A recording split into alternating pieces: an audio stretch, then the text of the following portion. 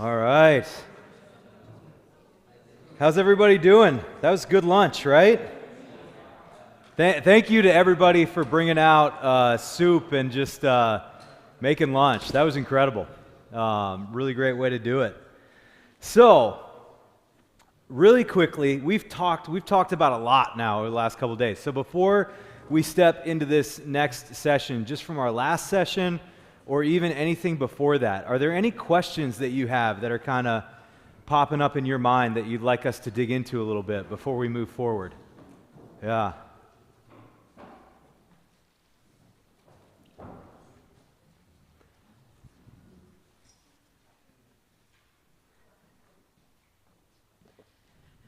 So I have two questions, and they might have to be dealt with separately. One question is, a lot of young people, or people sort of get really involved in the Anabaptist movement, and so how, as Lutherans, for a lot of people that's weird. Like, what's a Lutheran, right? So how do you sort of deal with that Anabaptist leaning where they completely reject a lot of things that we Lutherans stand for? Yeah, that would be my first question. And my second question is, how far do you, as a, in what you're talking about, become like the people that you're ministering to in order to attract them to the gospel? And I'm talking then more specifically, when doing a church service, for instance, and how far should the preacher then stand there in flip-flops and a baseball cap, because to make so that he looks more like everybody else, in order to hopefully, the thinking is attract people, or do we do what we've as Lutherans always done and hope that and teach people? I guess so. That would be two separate questions. Oh yeah, no, definitely. That's really good. Yeah, so two really good questions, by the way. Okay, so let's deal with the first question first. And let's start with like a chicken and egg kind of response. Which came first, the chicken or the egg? Except it's going to be much easier than that. Which came first? Jesus or Luther? Did I give it away by writing Jesus first? Right. Here's the really important thing, and this is C.S. Lewis, Mere Christianity, so I did not make this up. Mere Christianity is this beautiful book that C.S. Lewis wrote that came from his radio talks during World War II when Britain was being bombed. He does these talks on the Christian faith. And what he does is he talks about the essentials of the Christian faith, like what it means to be Christian. And in his introduction, he's got this beautiful introduction where he talks about the Christian faith as like this hallway, right? And off the hallway, you have these different doors that all have different rooms you can go into, right? But in the hallway is just Jesus. And the whole premise of his book is, he's like, I want to get you into the hallway. But off the hallway, you have these different rooms. And in these different rooms, you have different groups of people. Like you have the Lutherans, and you have the Anabaptists, and you have the Catholics. And he says, so in Mere Christianity, he's like, I want to deal with the hallway, and I want to get you in the hallway. But eventually, you'll pick a room. And it's not that this room is better than this room, which as Lutherans, we oftentimes say, well, that's not right. This room is better than this room. But rather what it is where are you able to connect and grow in who Jesus is?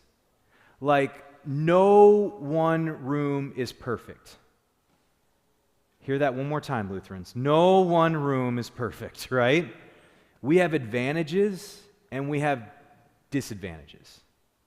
And maybe not even disadvantages is the wrong word. We have things that we're really strong with and things that we're a little weaker on. And that's why it's important to remember this isn't just a house with rooms, it's a family, right? And different parts of the family bring different things in. So like, I firmly believe, and one of the reasons I'm still Lutheran, is because I believe we have the best theology for reaching the lost. Here's why. we've held so strongly and tightly to the gospel. Saved by grace through faith. Nothing you can do, right? The other thing that we've got going for us is this little doctrine we call the doctrine of the hidden and revealed God. Why is this so important? Because we as Lutherans have a deep understanding that because God is who he is, and he is so big, there are going to be aspects of God we can never know. The hidden things of God. Luther used to call it the masks, right? And when you try and peer into the hidden things of God, you pull off one mask, what do you find? Another mask. So what do you do when you're dealing with this hidden God that you can't understand? You turn to the God that you can understand, the revealed God. And so what that allows us to do as Lutherans, because of our understanding of grace, because of our understanding of hidden revealed God, and because of our firm stance on sola scriptura, we're able to look as Christians and say it's just about Scripture, right? And faith in Jesus. We're able to say the Bible says this, so I can say this. The Bible doesn't say this, so I'm not going to speak to that. And so what it allows us to do is not create theological tensions that shouldn't exist. And in some other forms of faith, people try to wrap things up that don't easily wrap up, and they create problems and issues that lost people can very easily see, even though they can't quite articulate it. And so we have this tension where we're able to look and say, I don't know.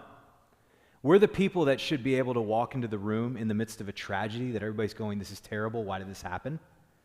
And we're not the ones that are going to look across from somebody and go, well, probably because you're not really that great a person. That's why that happened to you. Like, Lutherans would never say that. You know what we'd say? I don't know, this is terrible. But if you're in the midst of, like, losing a child, like, I don't know, it's terrible, I can't give you a good reason, I can pray with you, but I can also tell you have a God that understands you who gave his child up. So it's like, can't understand the hidden God, but I can move to the revealed God, right? And then also, and this is the thing that we don't lean into enough as Lutherans, we have an incredible missional flexibility baked into the very core of our doctrine. Because in Augsburg Confession 7 and 8, yes, I broke out the Augsburg Confession.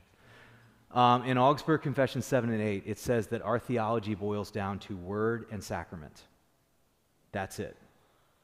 Luther used to say we have different kinds of masses so that we can reach and connect with different kinds of people, right?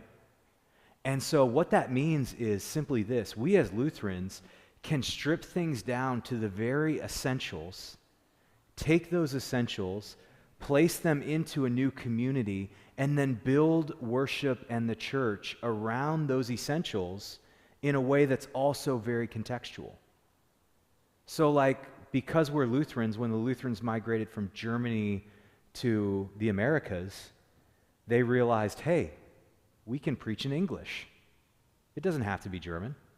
Why? Because it's just word and sacrament, right? We can speak in the language of the people.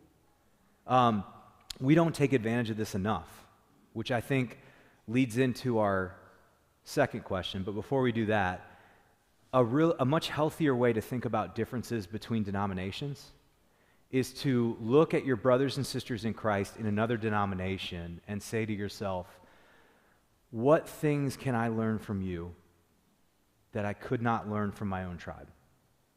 So, for example, the first night we talked about a lot of different forms of prayer. I did not learn those in the Lutheran tribe. Because when it comes to prayer, we actually, like, if you look at the big, thick Book of Concord, there's like a really small section on prayer. And it's in the large catechism. And I remember looking at that going, I need more, please. What I found out was, oh man, it was from actually a Baptist theologian that I learned how to pray Scripture. And it was from some of the Jesuits that I learned about the examen prayer and some of these spiritual practices that help you connect with God. And it's like I had avoided some of those things because when you read through the confessions, what do you read? Well, the Anabaptists are wrong, and here's why they're wrong, right? And the Catholics are wrong, and here's why they're wrong, and monasticism is wrong, and here's why it's wrong. Well, let's keep in mind the context. They lived in a context where God was the center, and that was not taken for granted. They lived in a context that was more culturally Christian than what we could even imagine or dream of, right? And so they were able to look at nuances of faith and kind of argue about those things. We don't live in that. But we live in a culture where we can look and say, okay, you're a brother and sister in Christ, and when it comes to the core essentials of the faith, you're in, right? When we go to heaven, you're going to go to heaven with the Baptists, and you're going to go to heaven with Catholics, and Russian Orthodox, and Eastern Orthodox, and, non-denominational, and Pentecostal, and it's going to be a big party, right? So what we can do here and now today is we can look at those different tribes and we can say, what good things can I learn from you? And what good things can I share with the greater tribe? And so that's kind of how I'd encourage you to think about that question. But then the other thing is, the other piece of that question, if I'm remembering it correctly, was we talked about the denominations. What was part 2 of that question? Remind me one more time.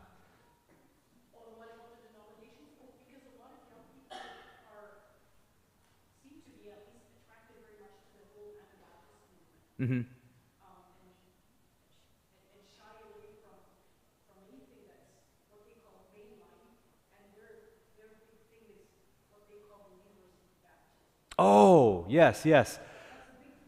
The theological distinctives, yeah. So I would say, sorry. She was saying that like a lot of young people today, it appears, kind of gravitate more toward the Anabaptist kind of stuff. And like believers' baptism and things like that. And so what are we supposed to do? Because that's like really counter to our understanding of baptism and theology.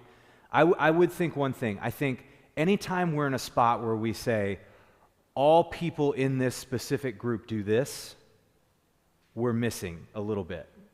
Because it's a universal generalization, and universal generalizations generally aren't true. So like, for example, there are young people that gravitate toward and are very passionate about Lutheran theology. But here's the other trick to that, is oftentimes we're looking at the young people in the church, but what's the big thing that we're talking about? People outside the church. People that aren't connected to Jesus. And that comes to that second part of the question I also remembered, which is you've got Luther or you have Jesus, right? The question becomes, which came first, so which should I share first? Right. But sometimes as Lutherans, what we do, I'll never forget sitting down with a pastor, and we were having a good discussion together because he was wrestling with the fact, we were in the same community, he was wrestling in the fact that my church started in a movie theater, and I wore jeans and a t-shirt, not flip-flops, but that's a toes thing, not a fashion thing. And, all that kind of stuff. And, we would text in questions, and he's like, that doesn't look Lutheran, because what he would do is he would wear the robe in the traditional sanctuary, right, with all that stuff. And I said, okay, well, here's why I'm doing this.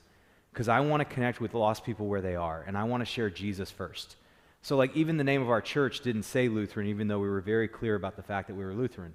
Whereas the name of his church said First Lutheran, so they were very clear about the fact that they were not only Lutheran, but they were the first ones there, okay? And so I remember having this conversation, and I said, we got down to this core of this question right here. And I said, but I want to share Jesus. He goes, I want them to know what it means to be Lutheran first, and when they know what it means to be Lutheran, they'll understand Jesus.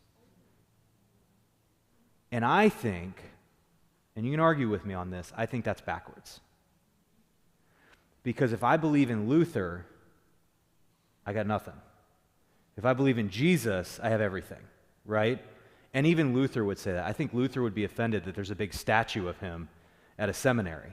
He'd be like, why is that up there? Because even Luther would share what first? Jesus first. But then what you start to learn from sharing Jesus first is that the other reason Lutheran theology is the best for reaching the lost is Lutheran theology is flat out common sense. It's like you read Scripture and you can naturally get to Lutheran theology on your own. In fact, that's why my friend Trey, who did not grow up Lutheran, who came back to faith in a Baptist church, became the worship leader of a Lutheran church. And the first thing he did is he read our theology and he goes, oh, this is good. And then later down the road, a few years later, he ends up in a Lutheran seminary. Now he's a Lutheran pastor because he loves Lutheran theology because of all the reasons I shared with you. So if you're talking about people from outside the church, don't worry about different theological distinctives because they just don't know Jesus.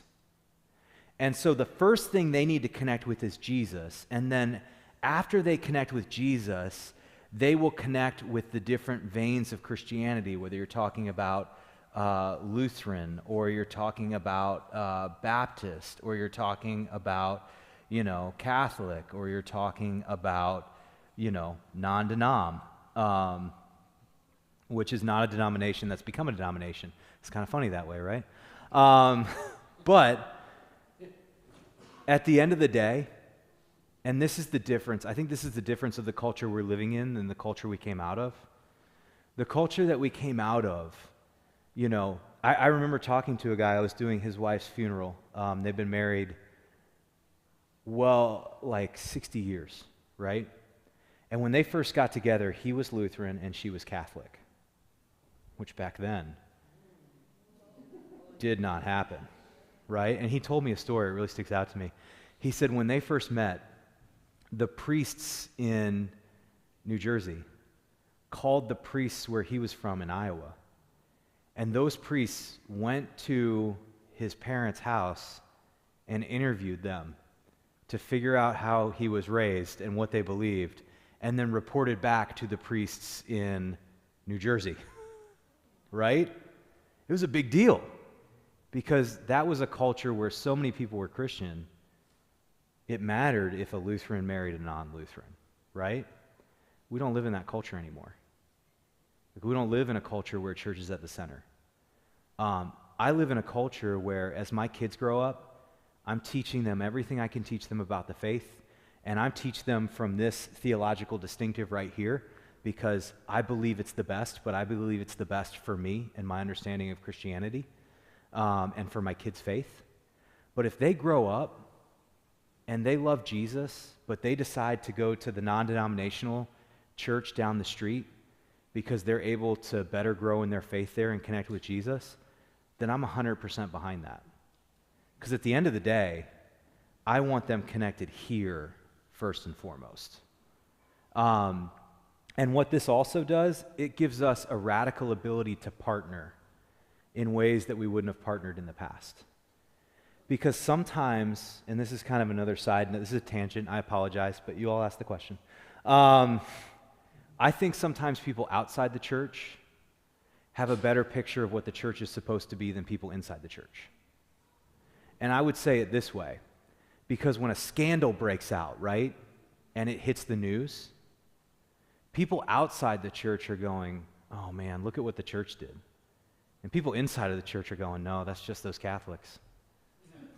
Or those Baptists, or those non-denoms. It wasn't us Lutherans. And we look and we go, aren't you all Christian? Yeah. Because they realize that even Jesus said we are one. He wants us to be one as he and the Father are one. And so sometimes what we need to do is we need to realize these are important, but they're important in certain places and they're not as important in others. And so we need to remember it all starts and stems from Jesus. And I think the reason we have different denominations and different churches is because different churches reach different people. And we want all kinds of people to come to faith in Jesus. And if you're like, that sounds like a wrestling match, guess what? It was a wrestling match in the book of Acts too, right? Because what are we going to do with all these Gentiles that have come into the church? They don't know how to keep kosher, right? This was an issue they wrestled with. But at the end of the day, they went back to what? Here's Jesus. Here's the gospel. Here's how we move forward with that. Yeah, really, really good question. Yeah, any other questions sticking out to you?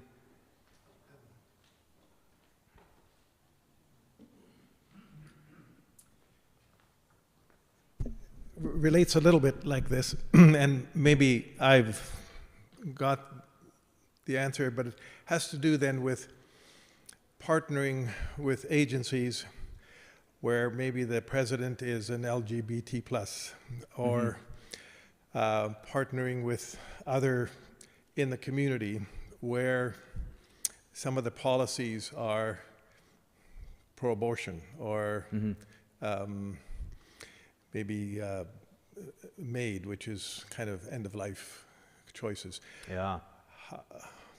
I have some ideas about how that might work also, and for myself it has to do with partnering with agencies that were dealing with addictions, where they provide free drugs to people and that kind of thing.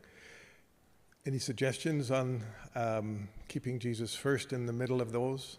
Yeah, that's a really great question. It's a really big tension point. And I think probably what helped me the most with that, there's a really great, are you all familiar with the thing called the Bible Project online? The Bible Project online, if you're not familiar, it's amazing. And at first you're going to look at it and go, it looks like a bunch of cartoons. It is. But it's graphic animations that literally go through and they share overviews of every single book of the Bible. And they share themes from within the Bible. And one of the theme videos they shared was a theme about the people going into exile and the 3 different groups of people that were in exile. The first group of people as they went into exile, so remember the Israelites were kicked out of the promised land. They were brought into Babylon, Babylonian culture. And Babylonian culture, the best way to describe Babylonian religion was like satanic cult religion. Literally, right? That's kind of what it was. And so here are these good Jewish people that had the Jewish faith that were brought into this place. And so there were some that were brought into that place where the culture was radically counter to their faith. And they said, we're not going to have anything to do with it. We're not going to incorporate at all with this culture. And we're just going to come over here and be our own very separate thing. And that's how they chose to deal with being in exile. There was another group of people in exile over here that decided, you know what? We're just going to go all in. And whatever the culture does, we're going to do. We're going to incorporate the language, the clothing, the religious practices. We're just going to kind of leave our faith back off here to the side because our faith's not in vogue anymore. They didn't really say it that way, but that's kind of the sense you got, right? And then there were the people like Daniel who stood here in this middle ground. And the middle ground that they stood in was the one that God had called them to. And when God called the people into exile, you remember like in the prophet Jeremiah, where God literally encouraged the people. He said, build homes, have families, seek the good of the city in which you live. Now think of the city he's talking about. It's Babylon, right? Like, seek the good of this city that is centered on something that is not God. And like, if you're wondering how bad it is, Babylon is a theme in Scripture that always stands for the worst of the worst, right? If Jerusalem is the picture of God at the center, Babylon is the picture of the worst man has to offer, the epitome of evil. And yet here is God when his people are in that place saying, seek the good and the welfare of these people around. Because God knows that when you live in that way, people see who?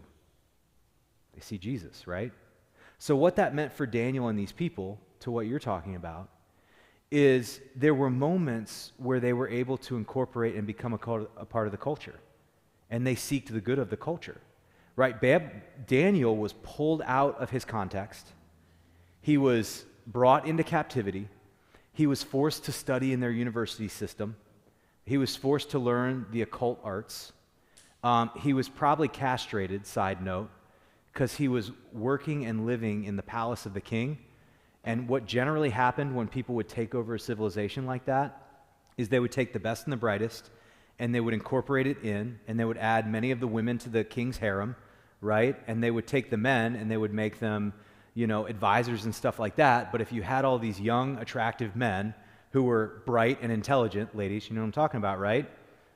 You don't want them around the king's harem, right? So what would they do? They would make sure that they didn't pose a threat. And so here's Daniel, a Jewish man who's now no longer able to have a family, which would have been a big deal. And he's sitting here in this place. And so what does he do? He's passionate about his faith, so he listens to God. He's no longer named Daniel. they give him a new name that literally means Baal's son, which would be like taking somebody like me whose name's Matthew, right? Which translate, as my mom always loves to say, gift from God. And I was like, thanks, Mom. And renaming my name Satan's son, right? Big deal. But what does Daniel do throughout the book of Daniel? He serves. He serves under 3 kings. He cares for the community. He gives his best. He rises to his station because he's so good at his job. But then he has other moments where he pushes against the system and says no. Like when they would only eat vegetables because the meat was sacrificed to idols and they refused to eat that because it was offensive to their God. Like the moment that his friends, Shadrach, Meshach, and Abednego, would rather be thrown in a fire than violate their faith in God, right?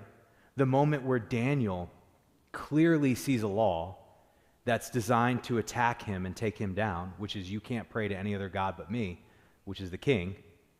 Daniel decides to pray, and when they bring him before the king's distraught, but he can't change the law that he made.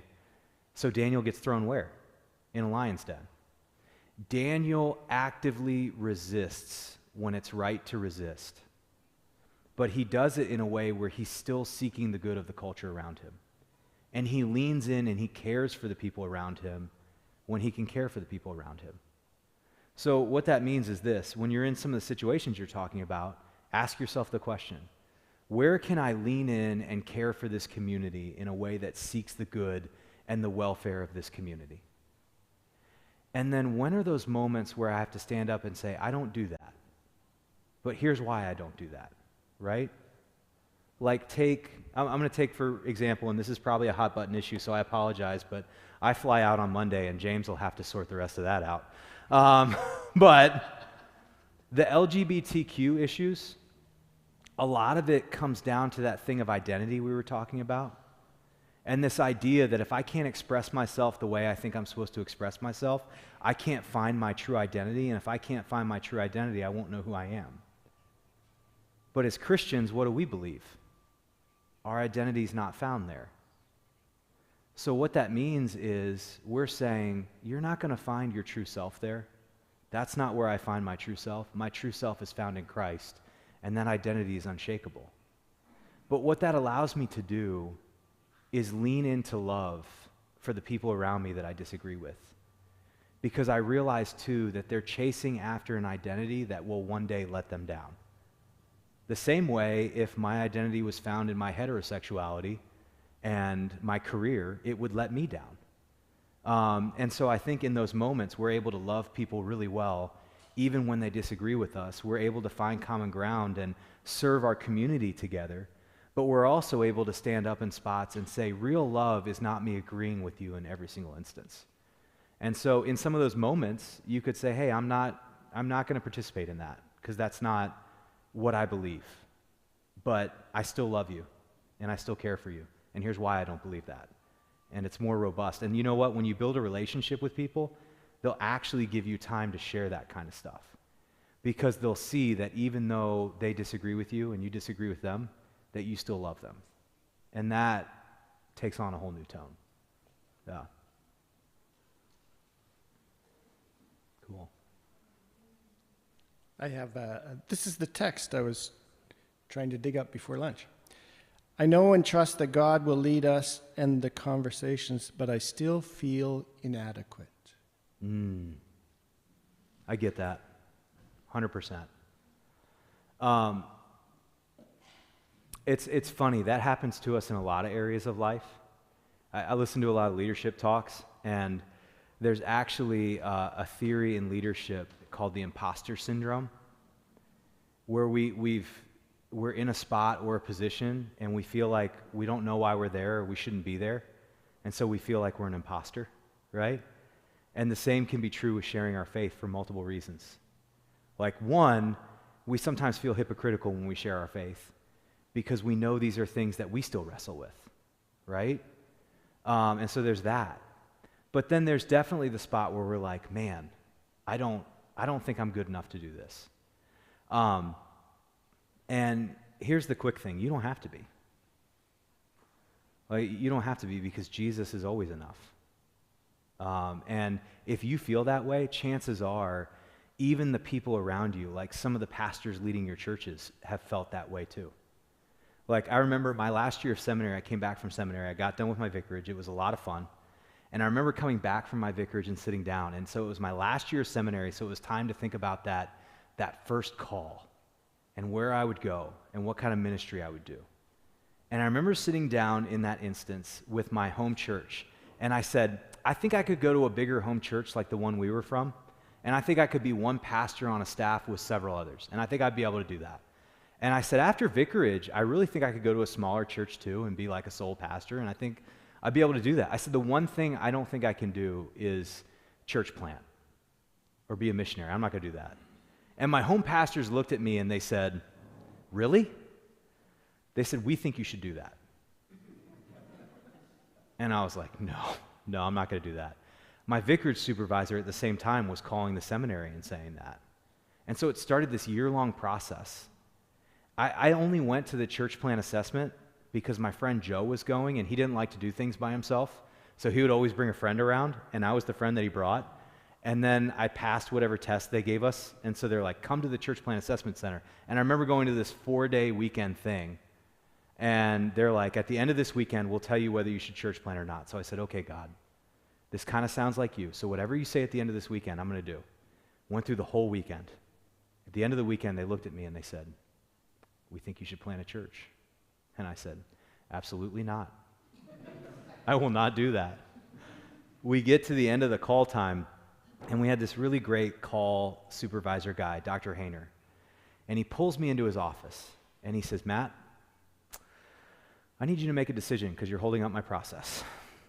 You have to decide which of these 3 calls you feel like God's leading you to. One was to Fargo, North Dakota, but the second call was to be one staff on a pastor with several, on a bigger church staff, where I got to start my own worship service. And it was in a place, Omaha, Nebraska, which, yes, I know is in the middle of the Midwest, and many of you are going, where in the world is Omaha, Nebraska? It's like the middle of nowhere, but it just happened to be the place that a lot of my undergraduate friends had moved and lived. So it was a place where I had a big base of friendships in a role that I felt like I could do pretty well. And then I had this other call to go to a church plant training center for like 6 months to a year and then plant a church somewhere that I wasn't quite sure which city it was going to be in. And I was like thinking in my dorm room, and all of a sudden I realized I feel like I can do those first things really well.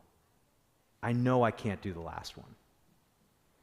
But I know that's also where I'm going to grow the most in my faith. And if I can't do that, then God has to show up. And that's where you see cool things happen. And so it was actually that feeling of not being able to do it and enough that pulled me into church planting and sent me on the journey that's been a blast that I would never change for anything. And I think sometimes it's that not feeling like you're enough that can pull you into the most exciting journeys of faith. You just have to be willing to give it a shot and trust that God will be there. But when you step out beyond what you know how to do, God will show up, especially when you're doing the thing he's already asked you to do. It's like when my kids come up to me and they need help with something, and it's something I've asked them to do. Am I like, no, I'm not going to help you. You're going to figure that out on your own, right? No, I'm like, I will gladly help you do the thing I've already asked you to do because you want to do it.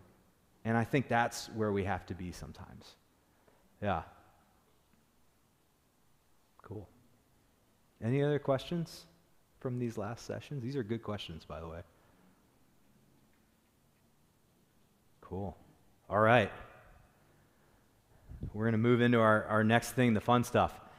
How do we actually engage now with the community, right? We've been talking about, so we're assuming at this point you've prayed and you've been listening to the people around you and you're starting to develop some of those friendships and relationships and those natural spots where you can share. So now it's time to actually engage with the community. So what do we do? And so as we begin this section, I want to talk to you about this concept you see in Scripture of what's called the person of peace.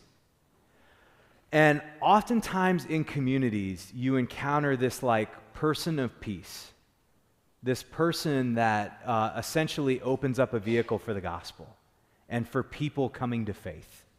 And so what a person of peace is it's not necessarily another Christian. It could be, but it doesn't have to be. It's just somebody in the community in which you find like favor with, that wants to be a part of helping you for whatever reason.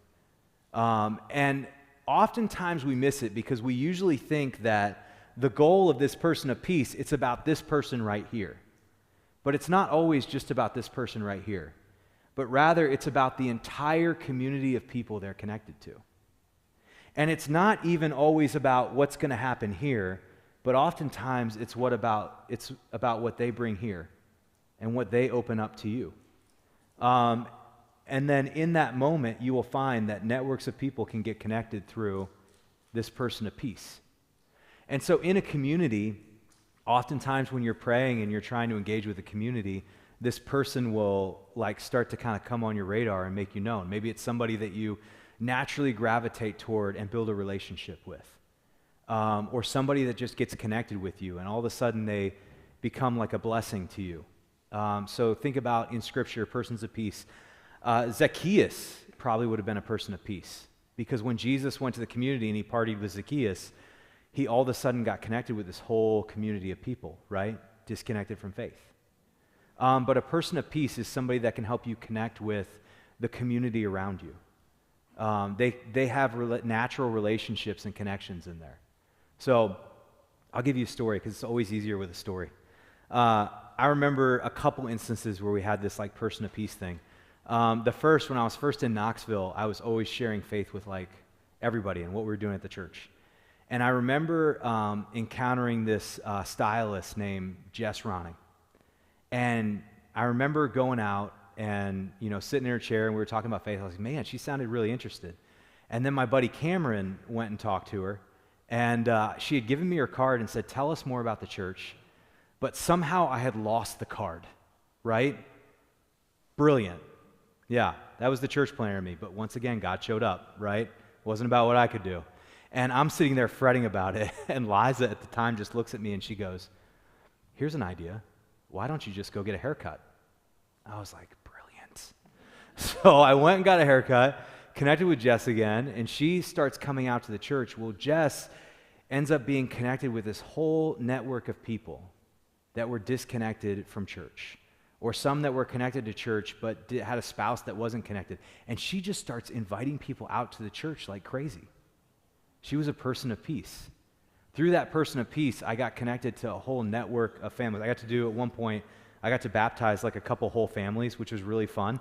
And they were all people that were connected to Jess, and Jess was so passionate about what was going on, she would just invite people out. So she was an example of somebody that started coming to faith and was in faith that then brought other people into faith from her network of relationships. Sometimes the person of peace is somebody that is just connected to you, but they won't necessarily connect with faith. Like I remember I used to go into this Starbucks and I got connected to this guy, David, who was one of the guys that would work at the Starbucks, and we would talk and stuff like that. Well, one day, David's cousin, Nails, was trying to find a church to go to. He's like, I want to go back to church. I need to find one. David, who didn't go to church, who just knew me, said, you should check out The Point. They're great. He had never one time been in there. He just knew me and saw me at the coffee house all the time, and he's like, I'll invite Nails in. And Nails had heard some of our ads on the radio, so he started coming out. He started playing drums at the church. He started leading youth group at the church. He got incredibly connected and was a big blessing, and he got connected through his cousin David, who hadn't even come out to the church. I think years and years later, he came to one of our bar churches. But that's kind of what this person of peace concept is. And so in your community, you'll have these people that are connected to the community and become natural relational connections for you, whether it's opening up opportunities for you to serve a community or to even be served by the community, because that's another way to share faith, is to let other people serve you. And then also, as you're looking around, sometimes it happens that you're like, I don't know where the person of peace is. Well, sometimes, in some instances, you become the person of peace. You become the person that starts to be the relational connector for people in a community. That's what happened to us in New Jersey. Like, we came there, and my wife actually became this person of peace in our neighborhood. And she started gathering the ladies together, and they would do ladies' night. And all of a sudden, after a year of ladies' night, she's like, you guys would, all the wives were talking, they're like, you guys would really enjoy each other. You should hang out. You should connect. So finally, I bit the bullet, and I'm like, I'll text all the guys, and I'll see who wants to come, right? That, when you all talk about like that, taking that leap of faith, right, and that kind of chasm you feel like you have to jump over, that was my chasm. I felt like really putting myself out there to text a bunch of guys that I barely knew, that my wife knew their wives, right? Like, hey guys, you want to come over and play? Like, it felt like that, right? So I send the text out, and I don't hear anything from anybody for like 12 hours. And I'm like, well, that was a fail. Won't do that again. 12 hours later, I got responses from like everybody. I was like, what happened? Do you know what happened? They were all getting permission from their wives to come out to a guys' night in the middle of the week. But all of a sudden, we had this huge guys' night, and now we have them regularly. Other people host them. Like, it's turned into this big community thing, and all of a sudden, our street has become this street where everybody's very deeply relationally connected because of the person of peace concept, which has opened up opportunities down the road to be able to share faith. And so when you're talking about engaging with your community, it's not something you have to figure out on your own. What you will sometimes find through prayer and through getting to know people is that God already has people in place, and he's already working on things in the community. And when you make a connection with one of those persons of peace, like, it could be a chance to share faith with somebody, or it could be a chance for somebody to open up a community of people you would not normally be connected to. And so that's really where it begins, is you start to pray not just for the disconnected people, but God, could you reveal to me who that person of peace is? Who's that person that can help me engage and connect in this place? Does that kind of make sense a little bit? Cool. So the other thing we can think about, and this is a really helpful thing, it comes from a pastor out of Chicago, and there's a really great book written on it. It's called The Bless Rhythms. And when you think about engaging with your community, think about the word bless. And it will give you kind of a system and a rhythm you can use to start engaging with your community and being able to start sharing the gospel. And so the way the bless rhythms break down is like this. It's also a little bit of a recap of all the stuff we've been talking about. Number one, begin in prayer. We come back to that because that's the most important thing, right? Whenever you're engaging with your community, don't think about it like you're opening up a box of IKEA furniture and you've finished steps 1 through 3, and so now you're on to step 4 and you quit doing the other steps. But rather think about it as foundations that build on each other.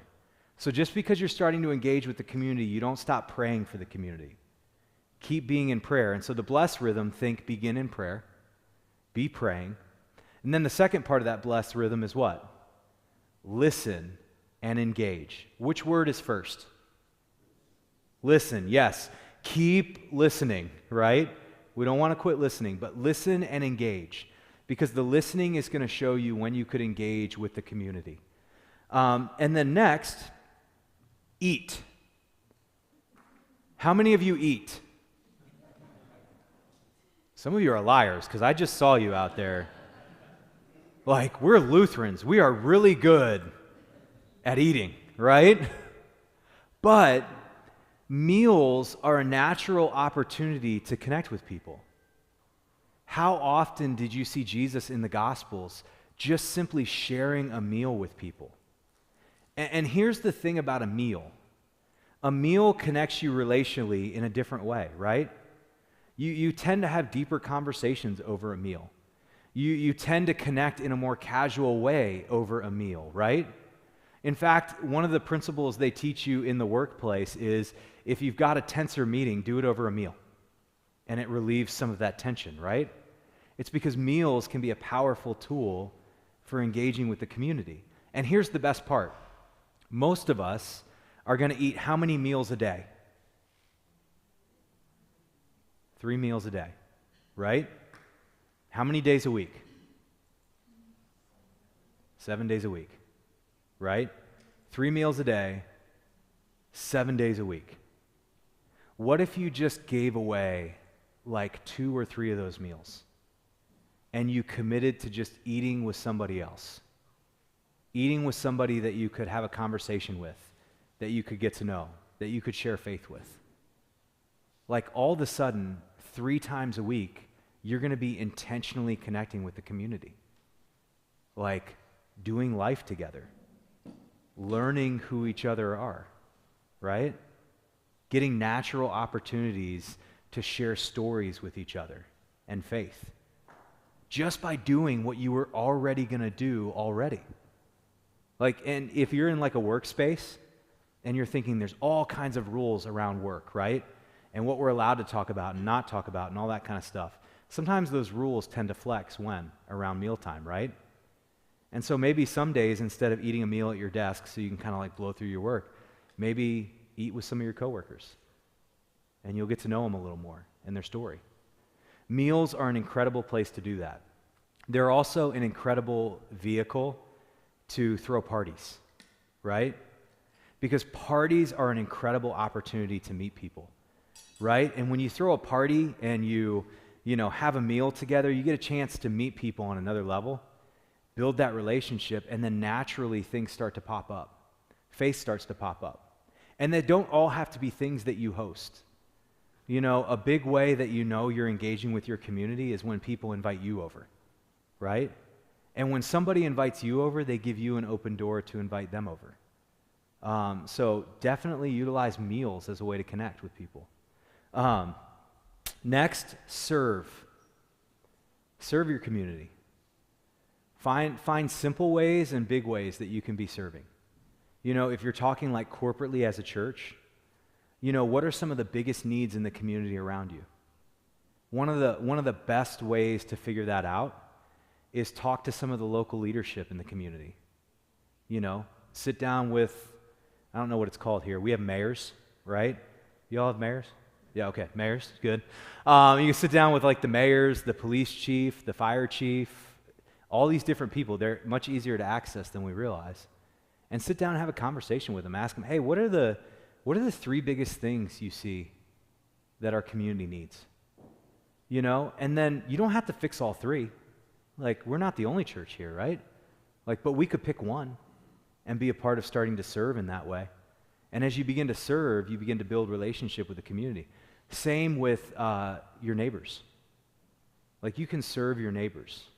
Like, one of the big ways relationships started growing with our neighbors is doing simple things like, you know, taking one of the kids to or from soccer practice, you know?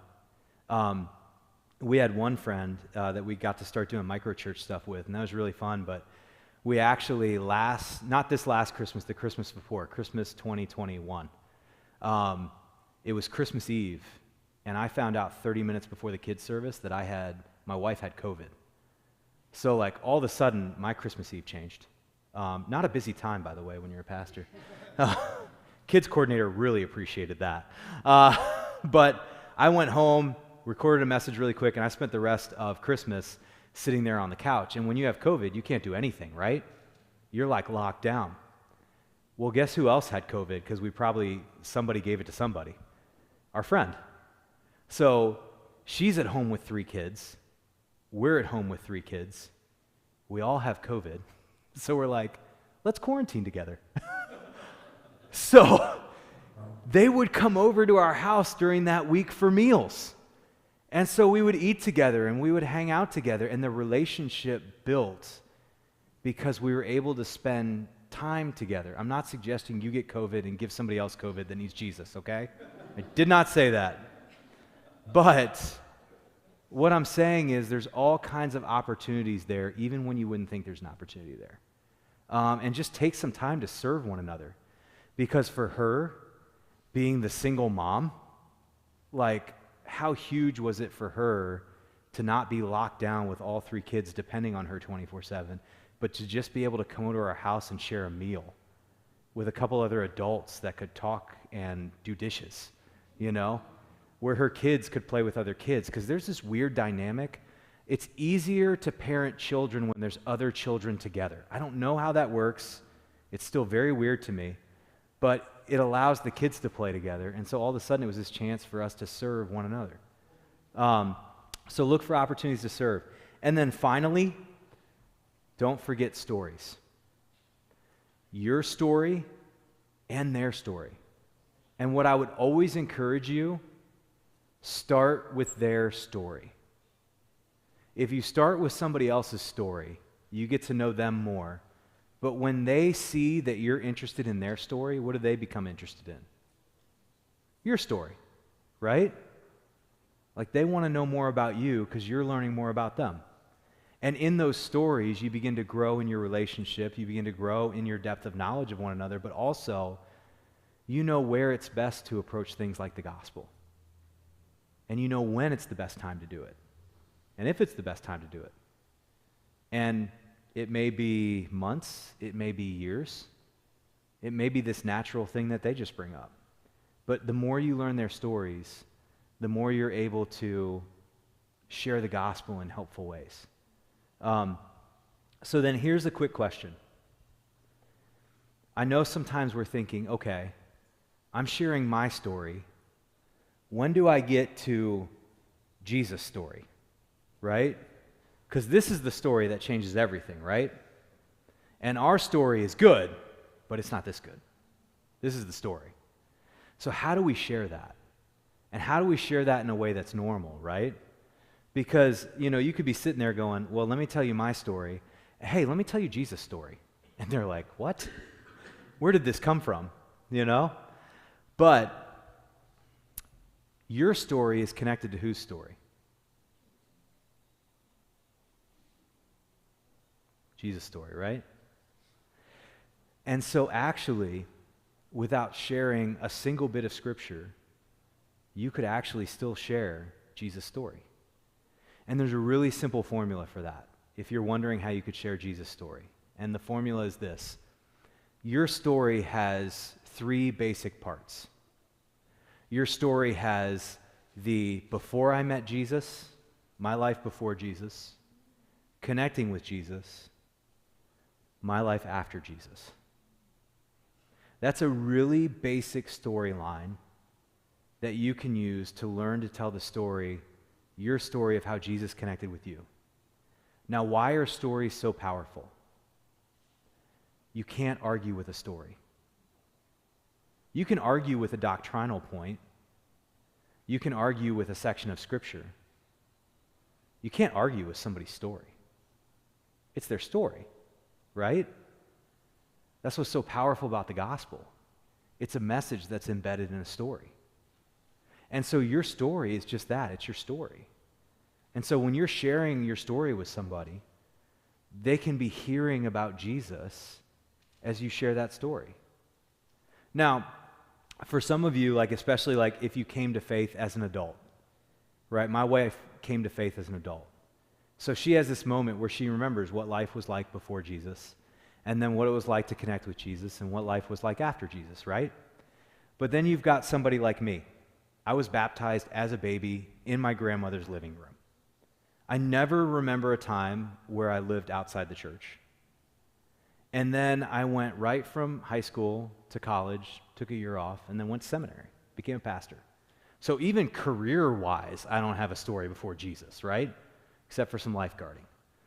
That's about it. So what does somebody like me do? Do I still have that story? Well, yeah, I do. Because there's all these moments in life where we're learning to die to ourselves and our own selfish needs, and we're learning to lean into and depend more on Jesus. So you can even take a point in your life, and you can say, well, here's what it was like before Jesus. Here's what it was like when I connected with him. And now here's what it was like after. And if you notice, I've already done that a couple times. Like how I became a church planter. Before thinking about Jesus, I thought about just what I could do on my own. And then in connecting with Jesus and realizing I wanted to grow in that faith, I decided to step out and try something I knew I couldn't do, And now after Jesus, I've gotten to see him do amazing things, and my faith has grown incredibly. This was my life before Jesus. This is what happened when he connected. This is my life after. You can even do it with other things. Like when you walk through a hard season of life, right? And you come out of that season and you're like, I really struggled finding peace. And like people can relate with struggling to find peace, right? Because so many people, their peace is wrapped up in everything going the way it's supposed to go outside. And so peace is easy when things are clicking the way they're supposed to click. But then if something throws a wrench in that works, peace becomes a much harder thing to hold on to, right?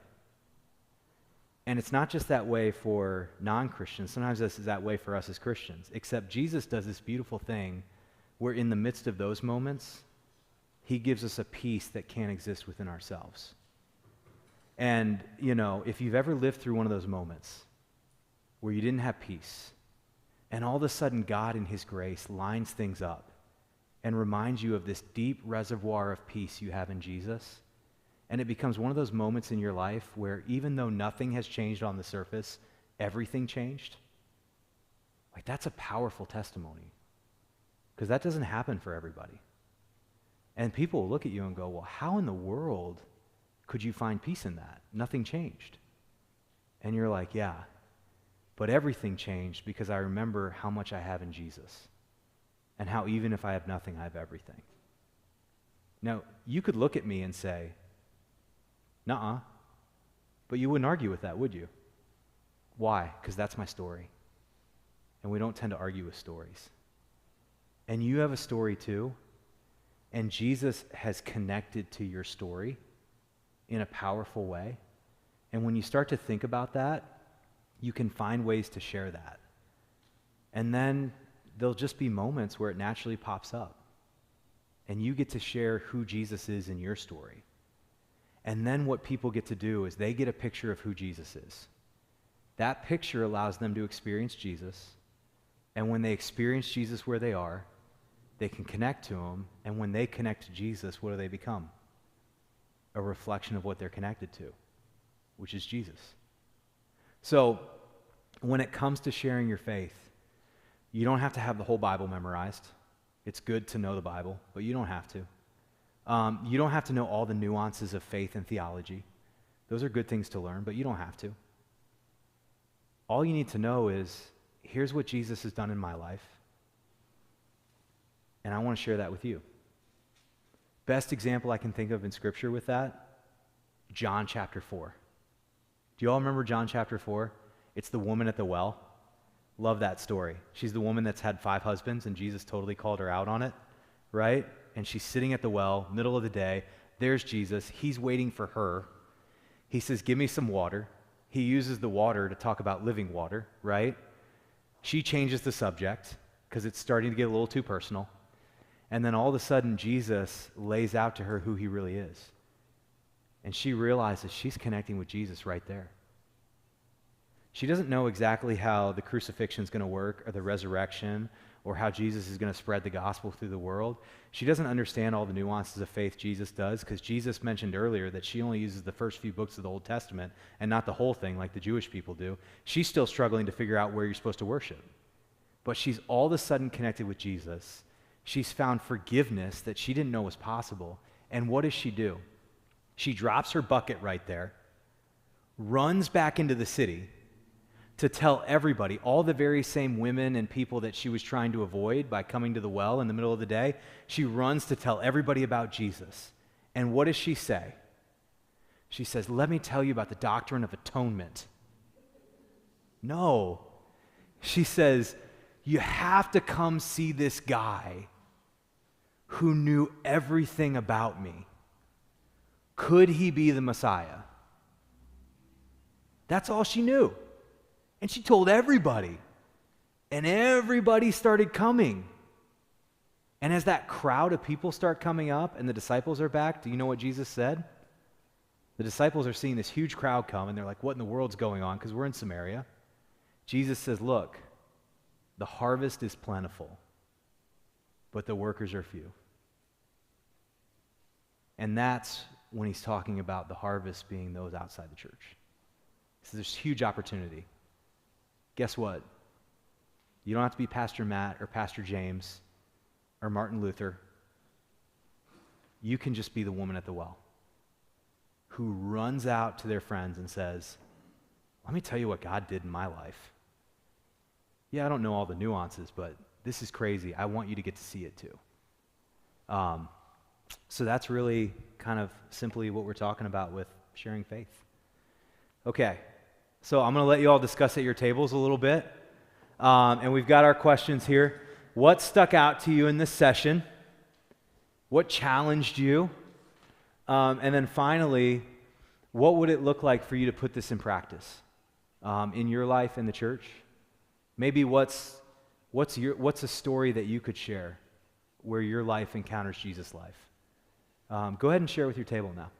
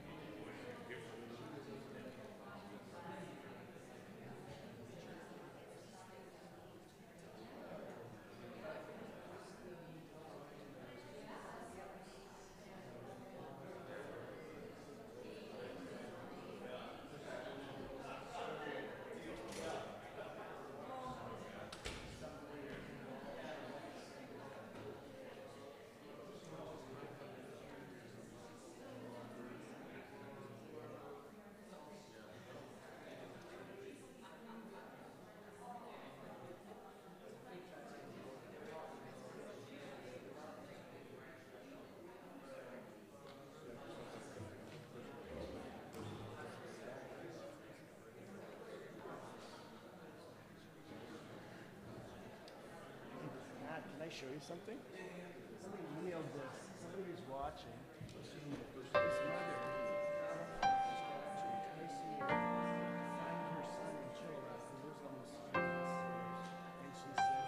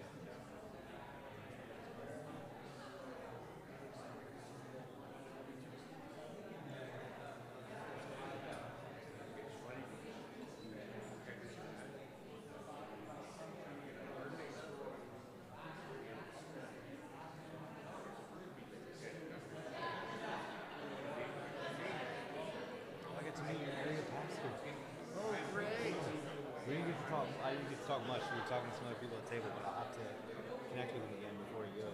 Yeah, I'm so happy. Yeah. He's got he just seems like he has that just very pastoral, caring spirit. You can tell. He's awesome.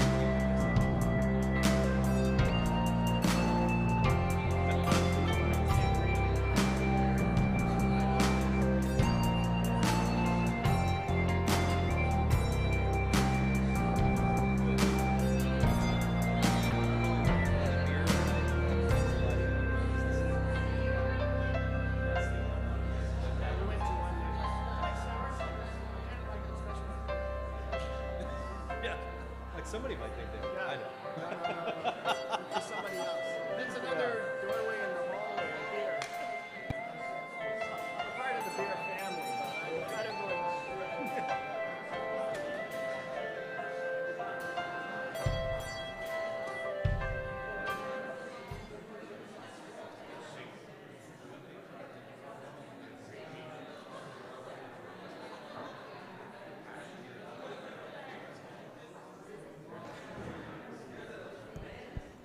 All right. Well, everybody's having really great conversations, and I hate to break up the fun, but what questions do you all have, or what things are popping up at your table that you'd like to bring to the group as a whole?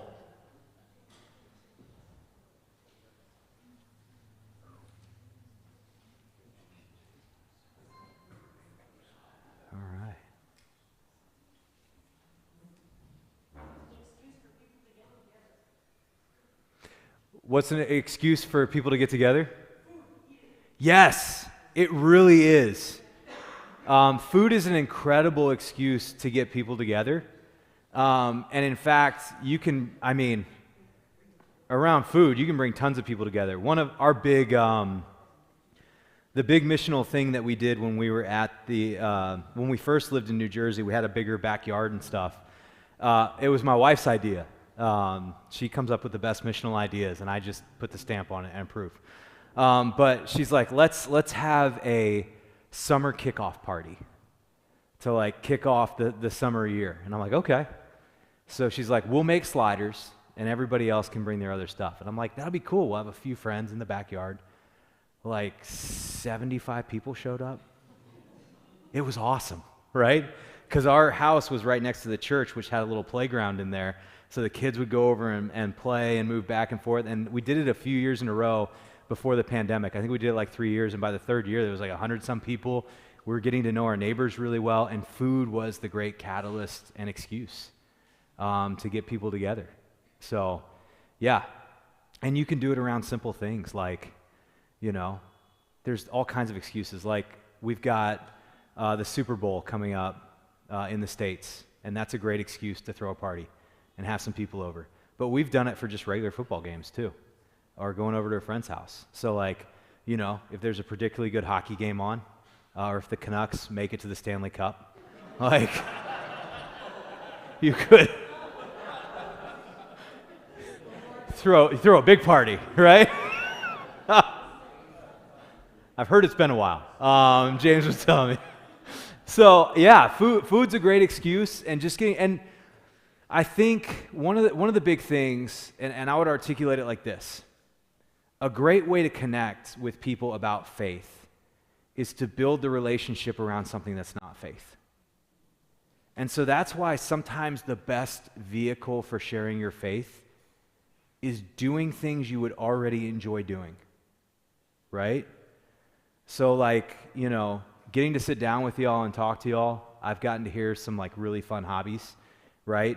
Traveling, that's a great, you have friends that you travel with, great way to share faith, right? You enjoy mountain biking or wakeboarding or skiing or snowshoeing or walking dogs or drinking coffee or craft beer or whatever it may be. Like all these things to us, we just call them, they're just hobbies, right? But they're also things that other people are also interested in. And they're opportunities to build relationships. And in those relationships, sometimes you'll get the opportunity to share faith. But I think the other really important thing is is you have to be willing to put in the time. Because nothing's going to be immediate, right? Faith is a crock pot thing in a microwave world, okay? We love to throw things in the microwave. It gets done really quick. But some things are just better when they're in the crock pot, right? And they've had the time to just sit for a while. And that's really faith. Faith is like that. It's a crock pot thing. And so you have to be willing to put in time. And I remember learning this one the hard way. I remember when I was in Knoxville, it was when I was first in ministry. So I was first in ministry, I was broke, but I also, my first child was young, so we had a little more free time. And so I was looking for something to do. I wanted to work out, wanted to hang out with people. So my wife's like, why don't you go to this free 5K run that happens at the craft beer store? I know, surprise, right? So we would do this 5K run, and like 100 to 200 runners would show up on a Monday night, every Monday night. And we would go out, we would do this run, all different running levels, and then you'd come back, and at the end of the run, you got $1 off really good local beer, and you'd hang out and connect, and it was just really fun on so many levels. But I was originally going because I wanted to connect with people on faith. And it was like a year, and I'd had 0 faith conversations. I was getting in great shape, but I had 0 faith conversations. And I remember this moment when I was like, maybe this Monday night thing is not the best use of my time. And it was probably a few weeks after that God opened up an opportunity for faith conversation. And then we got to start doing the 5K run series. And then I started noticing some people come out to church that I had met at the run.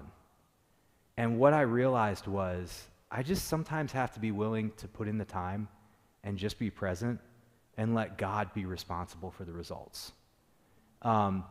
So if you enjoy doing it, be in those places that you enjoy doing those things, because you will build the most natural relationships there.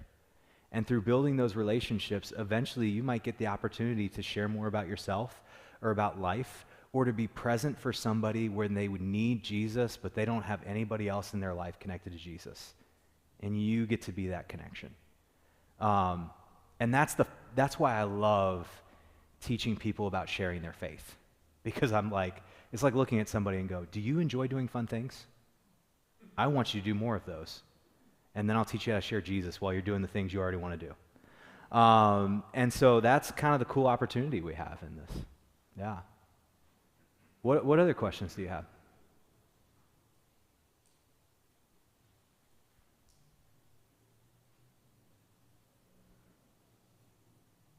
Cool.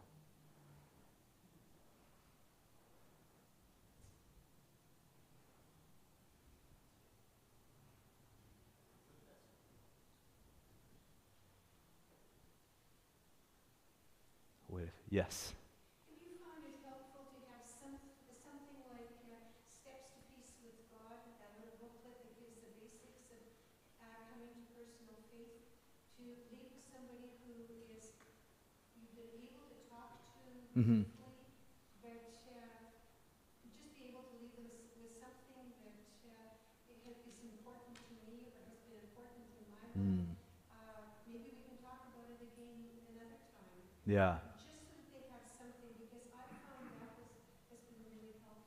Yeah, I think that's really good. So, yeah, you said, she was saying, do you find it helpful to have something like one of those little booklets that's like Steps to Faith and stuff like that, to be able to leave with somebody after they've had a conversation, after you've had a conversation or something like that? Is that something that would be helpful? And my answer is yes and no. And it's going to be yes sometimes and no sometimes. And you'll know that right time. So I really do believe those things can be helpful. I actually, at our church, I was looking for one that fit our theology, and I couldn't find one, like a little 1-week devotional like You're New to Faith. And so I just wrote one for our church that kind of fit our theology and walked people through the gospel and then living out faith. And yeah, I would hand that out to people when the time felt right. But sometimes it's not always right. And I think the tension that you lean into is sometimes it's helpful, but you also don't want somebody to feel like you're just giving them some prefab thing. And so there'll be moments where that's the perfect thing to give, and having someone on hand would be really helpful. And then giving them something that's like, hey, if you got questions, you can ask questions. And then other times it's not helpful. So I have this guy I know who was walking through a tougher time and needed to work on forgiveness, and somebody had mailed him a book on forgiveness. And he was like, oh, that's pretty cool. It's coming from a Christian perspective. But as he read it, it was helpful at first, but then not so helpful. But it became a catalyst where we could have a conversation. So at the end of the day, was the book helpful? Yeah, I think so. It opened up a door for us to talk about forgiveness and Jesus, and to be able to share other things that might be more helpful. So yeah, there's going to be moments. I think just trust the Holy Spirit, and if you feel that little nudge to leave something, leave it. And if you don't. But I think don't feel like you have to, but also don't feel like you never should. Is that, yeah. Good, very good question, yeah. Cool. Can you share that booklet? Yes, I think I can send you the PDF. Yeah, I'll send the PDF over to you. Yeah. Cool. Any other questions? Awesome. All right, so I tell you what, we're going to do a coffee break because it's afternoon coffee time / decaf, whatever you want to do. And then after we have the coffee time, what we're going to do is we're going to step into something. Oh, yeah. We'll put up the next slide. We're going to step into where do we go from here?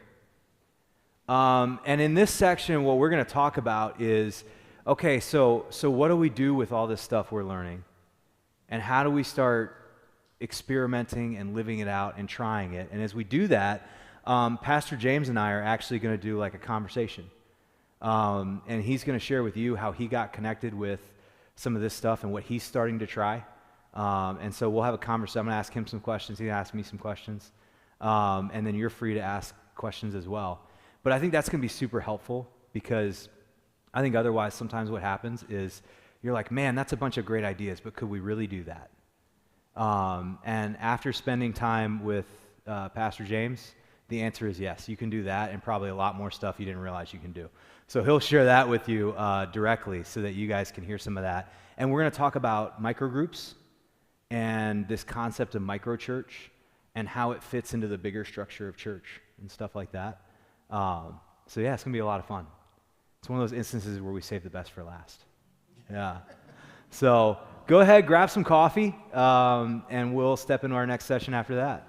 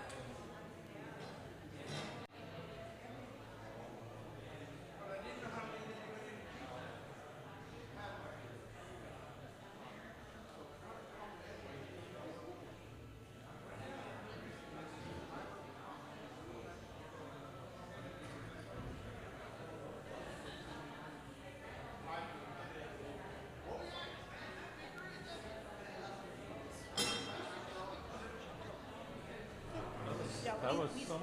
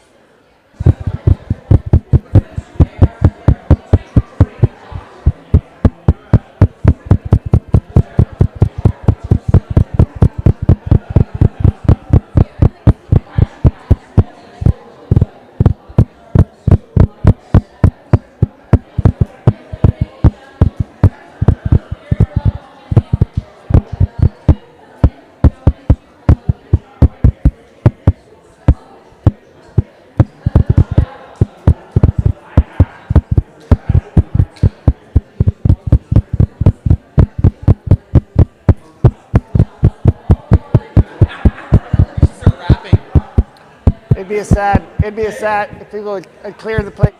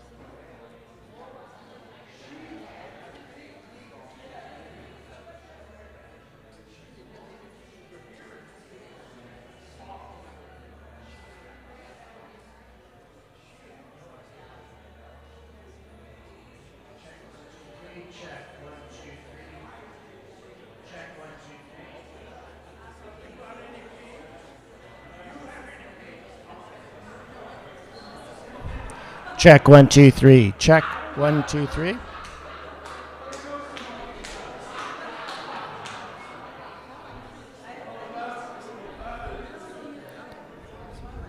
Check 1 2 3. Check.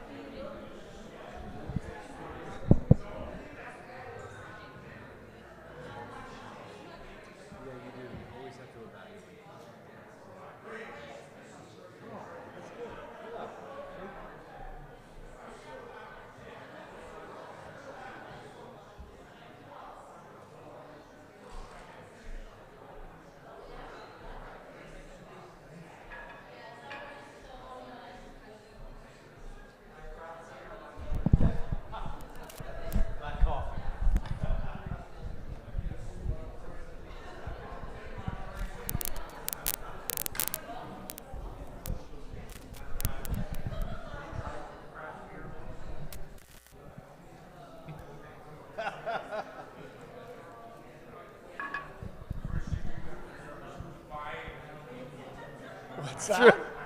It's the first thing you have to figure out is who buying.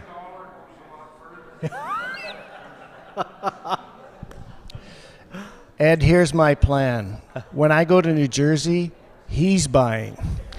It's true.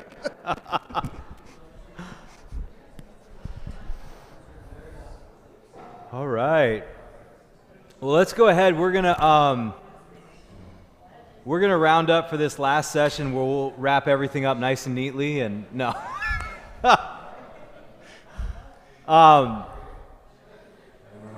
This is really fun. We entitled this one, "Where do we go from here?" And so that's always the question after an experience like this is where do we go from here? So maybe to understand where we go from here, we should probably just start with how we got here.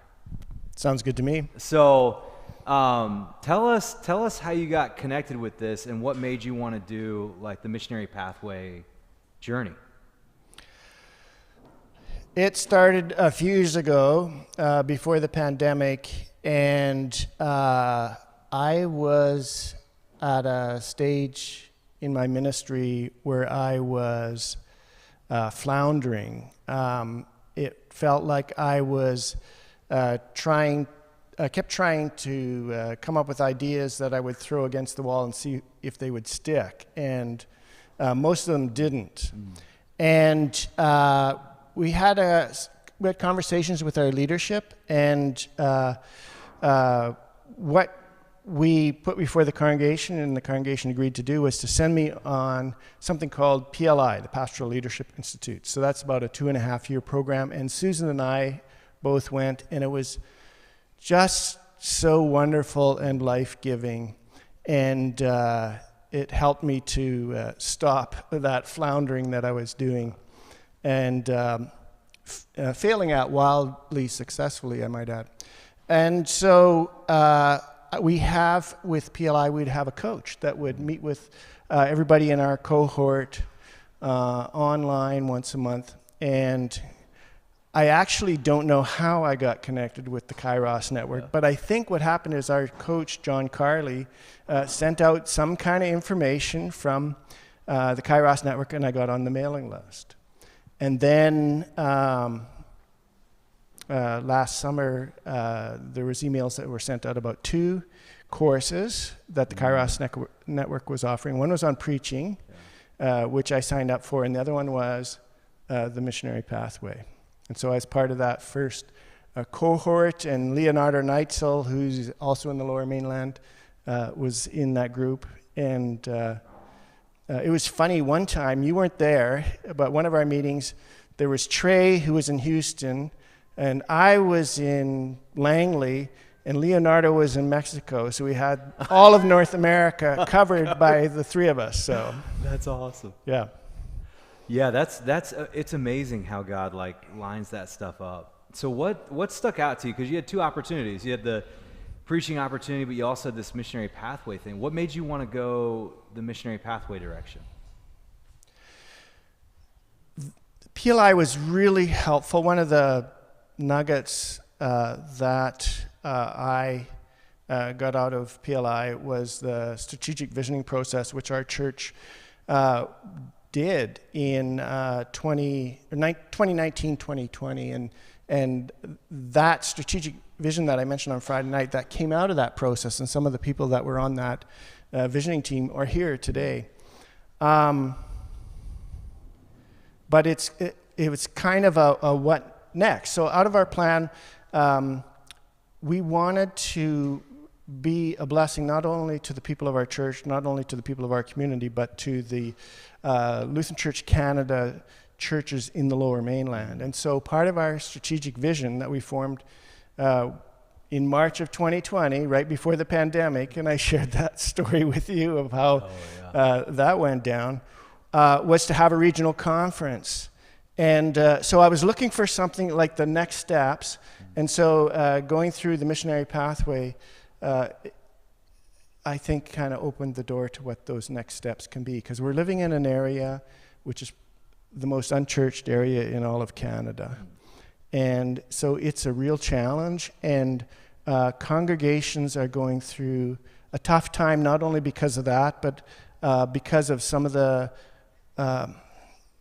things that are happening in our culture, and then some of the things that happened during the pandemic as well. When we got shut down for an extended period of time, people changed their habits.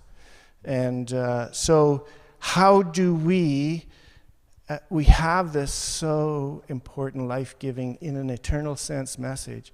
How do we share that with people, given where God has put us?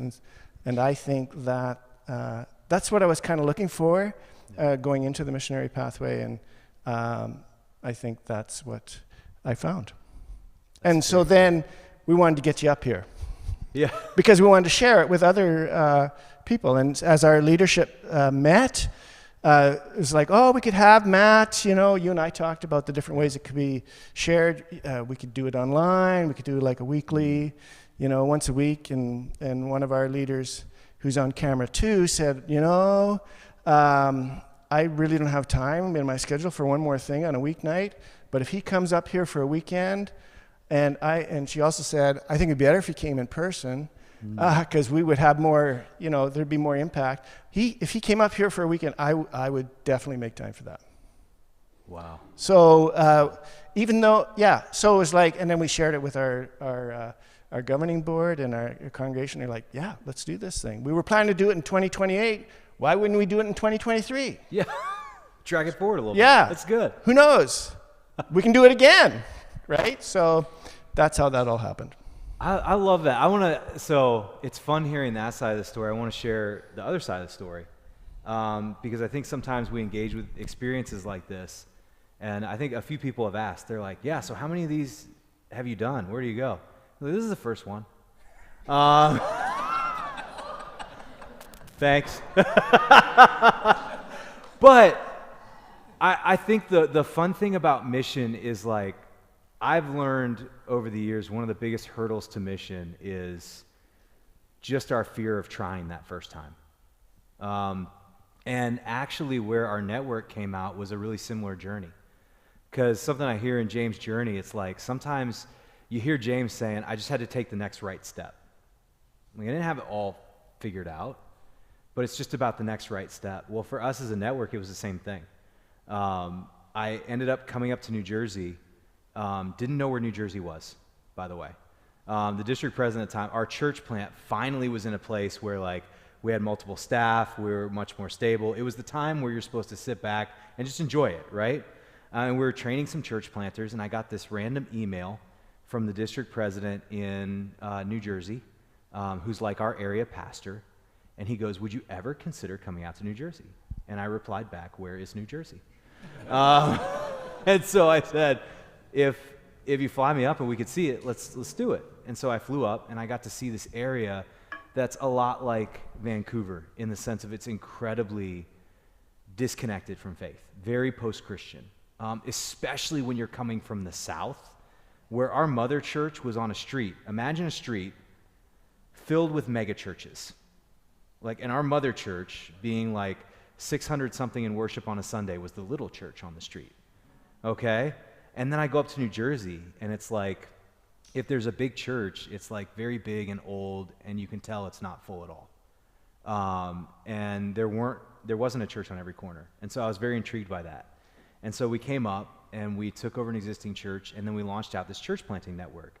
But what I started learning up there was how hard it was to get pastors to take calls to an area like that was very expensive, not an area people were from, and very post-Christian. And we were planting some churches, but I realized the cost of that was really high. And then I started looking, like we said, out at all these people. I'm like, man, what would it look like if we started training planters? Well, then the pandemic hit. And all of a sudden, every church in America was trying to figure out what we already knew how to do in a weekend. So our next right step was to just share a webinar series to help churches learn how to get online. And then through doing that, while God's doing all this other stuff, all of a sudden we get this vision to it was time to take the network full time. So we stepped out of the role, and with not $0, but as close to $0 as you could get, my friend Trey and I built this out. And then we're like, okay, what do we do now? We should probably start our first cohort. So we threw out an opportunity. We started 2 cohorts, and James was in the first one. And he was in our group that ended up being like a lot of other pastors, which was really fun, because then we would talk missionary pathway, but we'd also talk about ministry and how it applied to ministry. And it was just cool to see, one, personally, it was cool to just be in the cohort with James and to get to see how he wrestled through this stuff and then how he would go out and try these things. And that part was just amazing. Like, you know, to see that like desire to be like, well, let's just give it a shot and see what happens. And so when James called up and he's like, so what do you think about doing it over a weekend experience? I was like, I don't know. Let's try it. And this has been amazing. It's been really fun to get to sit down with you and like actually be in context and dream with you about what mission looks like. But I tell you all that, not to pull back the curtain, but I want you to leave here being less afraid to just try. And sometimes when you come to something like this, you're like, they've got it figured out. Like, he does this all the time, right? Like, you got this maybe image of me flying around the country, like just doing this at all these different churches. And that's not the case. Last week, the only thing I was flying around was my kids around town, trying to get them into their various sports and then trying to work in between, right? So I think when you take those gospel risks, you get to see God do some really cool stuff. So we want to encourage you, don't be afraid to just try. Because you never know what will happen if you just step out and try. We had at our church plant in Knoxville, we would always try things, and we'd call them experiments. And here's why we call them experiments. If you call something a program, it's like all of a sudden it has to succeed, right? And if it doesn't work, people are very hesitant to try anything else like that again, because that was the program that was supposed to work. But an experiment's different, right? Because when we say we're going to do an experiment, we automatically from the outset think what? Maybe it succeeds, maybe it fails, right? We hold on to it a little more loosely. But here's what I've learned about experiments. I stole this from Craig Rochelle, who wrote it in a book called It. When you call something an experiment, if it fails, people are like, okay, experiments fail. But if it succeeds, you get all the same benefits as if you called it the program that was supposed to succeed without the downside. And so we just started calling everything an experiment and trying that. And what I started learning was people were a lot more willing to try things when they called it an experiment. And so do those gospel experiments. Sometimes they're going to take off. They're going to be amazing. And those are the things that people write books about, right? And share at conferences. But what you don't often hear are the really cool failures. And so here was one of our favorite failures at the point. We decided we would start a second campus when we were only 1 year into being a church. We were not that big. Like, we were just about maybe 100 at worship at some point. And I'm like, let's do a second campus. And everybody's like, yeah, let's do it. So we had free access to a Thai restaurant that was closed on Sunday afternoons. And it was right by the University of Tennessee, which is a major university. And we knew our worship style really appealed to younger people. They were coming out. We're like, so of course it's going to work at the college. So we did none of the same missional work that we did when we planted the church. We just showed up and said, if we do the same thing here, it'll work. Raised money to help do it. It was an epic failure. It drained me on Sundays because I was doing stuff in the morning, and then I'd go at night and try and do it again. It drained our team because we didn't have a core of volunteers that was helping. And we started out with a bunch of people coming, and then it just started dwindling down until finally we just closed it after one semester, right? So like 4 or 5 months. Epic failure. But here's what I learned. I learned more failing doing that than I think I would have if it succeeded. Because we got to see somebody baptized in a Thai restaurant. So the one thing you need to learn is that even when something fails with the gospel, it can radically succeed because of Jesus, right? And the other thing we learned what not to do, which all of a sudden made the bar church thing that took off radically successful, because we saw all those mistakes and we said, let's not do that again. So the other reason I tell you not to be afraid to try is because sometimes in your failures, you will learn the things you need to learn that will allow the next thing to be even more successful. But even in your failure, you can still see people come to faith. And it's a really cool thing. So if you fail, you just tie again? Yeah.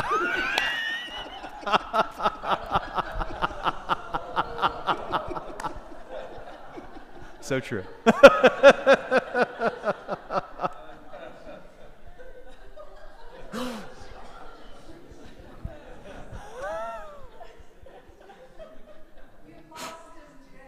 Oh, I love it. So, transition. So James and I were talking, when you all were discussing, James and I would sometimes discuss. It was fun. And one of the things we were talking about is, I said, is there anything we haven't talked about that we did in the actual session that you're like, I want us to definitely get to talk about that? And James brought up, I really want to talk about the micro group and micro church stuff, and especially how it applies here. So first I would ask you, what do you think is so critical about that conversation for our context here, and how you see it fitting into the bigger picture of church and ministry in Walnut Grove Lutheran, but then also in the Vancouver area? Well, for me, it's an answer of, what next, because the microgroup or the microchurch. So Trey and I had a conversation that you weren't part of. Yeah. So, and he was a huge blessing to me. And so so Matt and I have talked about how they're not coming with, they have all the answers. He's not coming like he has all the answers. Trey would say the same thing. I'm not trying to say that I have all the answers either. So I'm as I was talking with Trey, I was talking with someone who's learning on the go, kind of like I am, but he's he's some steps down the road ahead of me. Yeah. And so that was a huge blessing. And so he shared a few things that, so he's had some failures and some things that worked, and so I was able to glean from that, to learn from that. But basically, the reason I'm so excited about the possibilities with this idea is, like you said, about the discipleship Bible study, because that's part of it. Anybody can do this. And as I look down the road, I don't want to instill fear in people. I don't think we ever need to be afraid. I don't think we ever should make decisions based on fear. But I think we need to be prepared for a future in which things are a lot tougher for the Christian church in the Lower Mainland than they are now. I mean, I can see a time when, and others have shared this isn't original with me, but I could see a time when we lose our privileges in terms of property tax forgiveness. I could see where we lose favorable tax status regarding housing. I could see a time where maybe we won't be able to afford to have buildings or professional staff. And you know what? They didn't in the first 300 years of the church either, and it grew. And they don't in China right now, and the church is growing. And so with the micro-church model, you can do that with or without a building and professional staff. And so, and the other piece, though, was these two things can exist side by side.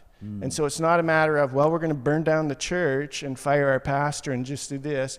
No, we're going to do both, and we're just going to see what the Holy Spirit does. Yes. We want to emphasize you're not going to fire your pastor. Yeah. It's very important. I'm glad you brought that up. Actually, I was thinking earlier in the break, I was like, this is something we should talk about to talk about the other thing, which is this idea of modalic and sodalic organizations.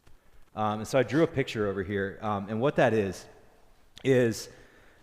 This is the idea. So a modalic organization is like a bigger, more established organization, right? And modalic organizations have some real advantages. Modalic organizations tend to have more structure. They tend to have more resources. They're more well established. So there's some advantages to modalic organization. Disadvantages, though, they don't tend to be very flexible. They are slow to change or adapt. And oftentimes they can fall behind very easily because they start to exist to exist. Like they start to exist for the structure, essentially. A really great example of this would be like Kodak. Do you all remember Kodak, the photo giant? Yeah, some of you are like, yes, and some of the youth are like, There was a time where photos weren't digital, right? And Kodak was the king of film, right? But what Kodak forgot was their core business is not film, it's photos. And so as they started stepping into digital, they drug their feet and they didn't step into it. And so they fell behind. That can happen with modalic organizations. Then you've got these other expressions out here. These are what you call sodalic expressions. And sodalic expressions are smaller, more experimental expressions. They're very adaptable and flexible. They tend to pop up in a culture that is, and to navigate the challenges of the culture that is. And sometimes when these things go well, they can grow to be those very big new things. Think about like Facebook. Facebook started out as a modalic organization, right? Like what was it? 15, 16 years ago, something like that. Facebook didn't even exist, and now it's like, one of the global giants, right? It started as this like sodalic experiment. Now, where sodalic organizations have a lot of adaptability and missional flexibility, they lack a lot of the resources and the structure, right? You know this if you've ever worked in a company that's like a startup. Startups can be really fun, but they can also be really taxing, right? Because you're always trying to do more with less. And also, you're always kind of like playing catch up almost. And so we oftentimes think of these things as different, right? But the reality is, if you think about these things not as opposed to one another, but working together, what you begin to see is this beautiful picture of what's possible. So like when modalic organizations support sodalic expressions, they're able to bring structure and resources to something that doesn't normally have structure and resources. And they're actually able to keep these these sodalic organizations from like going off the deep end, right? But sodalic organizations are able to bring adaptability and flexibility to these modalic organizations.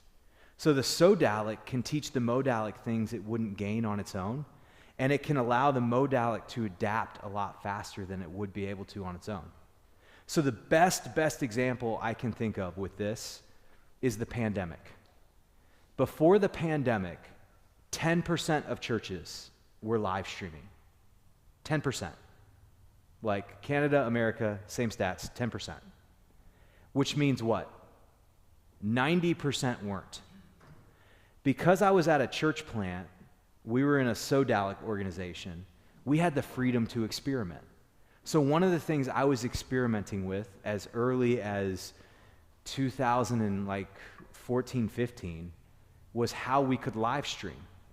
So how we could move from just recording our services and putting them online to actually recording them live as they were happening. I spent like 2 years trying to figure this out, making mistakes, figuring things out, but really got to spend that 2 years with like no pressure, right? Because people weren't depending on it. They weren't even like looking for it. So we got to just kind of play with it. Fast forward to leaving the church plant and then going to the existing church, the first thing I wanted to do in 2017 was to equip the sanctuary for live stream. And at my 100-year-old existing church, they were like, why? Do we really need that? But I had this whole bank of experimentation at the church plant, and I was able to tell them, hey, it's not just about connecting new people, but then people when they're shut in, people when they're in the hospital, they can still experience it. We put it in, people loved it. Fast forward to 2022, or 2020, what happened? Pandemic. everything shut down.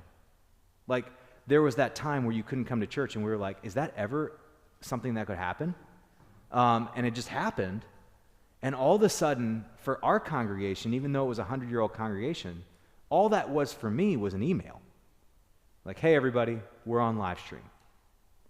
For 90% of other churches, including a lot of my pastor friends, it was, what in the world do we do? Because some of them hadn't just dragged their feet on going on live stream. They didn't even have like worship services online, period. And now you couldn't gather in person. And I had this like burden in my heart because I was like, you're going to try and figure out in one weekend what I spent 2 years figuring out and trying and failing. So what we did at the network is I called a few friends and I said, hey guys, what would you think if we did a webinar and we'll invite people out? I think we had like 30 people on our email list at that time. And I did some webinars to create content for our training stuff. But nobody would show up to them. I think my mom showed up a couple times. It was one of those things. And they're like, yeah, sure. So in 24 hours notice, we put it together. We had, I think, 57 some people sign up. Within the first 2 weeks, our email list had grown to like 500 some people. Within a couple months, there was like over 1,000. And people would engage, anywhere from like 100 to 300 people would engage on a webinar. And we were able to share with the church all these things that we had learned and help all these pastors and ministry leaders, and let's be honest, pastors' wives who went from pastor wife to camera operator. We helped them start to figure out how to live stream. And so the whole church was blessed because of this natural collaboration, which my church plant wouldn't have existed if there wasn't a mother church that was willing to pour resources into us to start and try this new thing. And so what it becomes, think about it as like train tracks. So like you have two different rails, and those two different rails, while they're on opposite sides, when they work in tandem, allow the train to move forward together, right? Move one of those rails off and the train's not going anywhere. So when we think about modalic and sodalic in the church, think about it like this. Because the reality is, there's a lot of people that are meeting and connecting with Jesus right here in the established form of church. Even though we realize it's not perfect and it might not be structured to meet all the challenges that we have coming before us, there's a lot of people that are connecting with Jesus here, right? So if we just blow this up, is that a good thing? No, in case you're wondering, it's not. Because people are connecting with Jesus. But if this is the only thing, we're in trouble. So what could we do? Well, what if the 80% that are already connecting with Jesus start supporting the 20% who are ready to go out and try some experiments and try church in a different way? And we work together, and all of a sudden what's going to happen is these 20% are going to feel support, so they're not out by themselves, right? And there's different ways they'll feel it. And then ultimately, these 20% are going to start learning things about reaching the culture and the things that are, and they're going to be able to bring those things back, and the church is going to be able to adapt and change where it needs to adapt and change, but it's going to be able to do it in a pace and a timing that's healthy for a bigger modalic organization. And so that's kind of what we're talking about with the micro church and micro group. It's an opportunity to try a whole bunch of gospel experiments that could lead to new innovations in the church. So, but this isn't your grandfather's Bible study. This isn't your grandfather's Bible study. Nope. No. Yeah. So what Matt taught, or sorry, Trey, because it came out of that conversation with Trey, taught me, is you start. It's three people. Well, so one person invites a second person, and the second person invites a third person. Mm-hmm. And what you do is you don't look for people who you think might need it, but you look for people who are already, I'm struggling for the words, but they're already like open to it? well, even more than that, they're already walking in faith but looking for more. Yeah. I mean, you could. I guess you could start anywhere with anyone who is searching for more. Yep. Yeah. So yeah, I would always start with somebody that's receptive. That could be in or out of faith. And so Trey and I learned this from my mentor, Dave Putman. And Dave is still an Oxano church consultant, passionate about discipleship. So actually that vision process you all went through, my mentor Dave goes around the country and like takes people through that kind of process stuff. And then the pandemic came, everything shut down, and my friend Dave, who's a pastor church planter, is like, had a heart for discipleship and wanted to rethink it. And somebody called him up. I think it was like a pastor in like his 70s called him up and said, hey, I want to do discipleship. We're in the middle of the pandemic. I don't know what to do. Could you help me?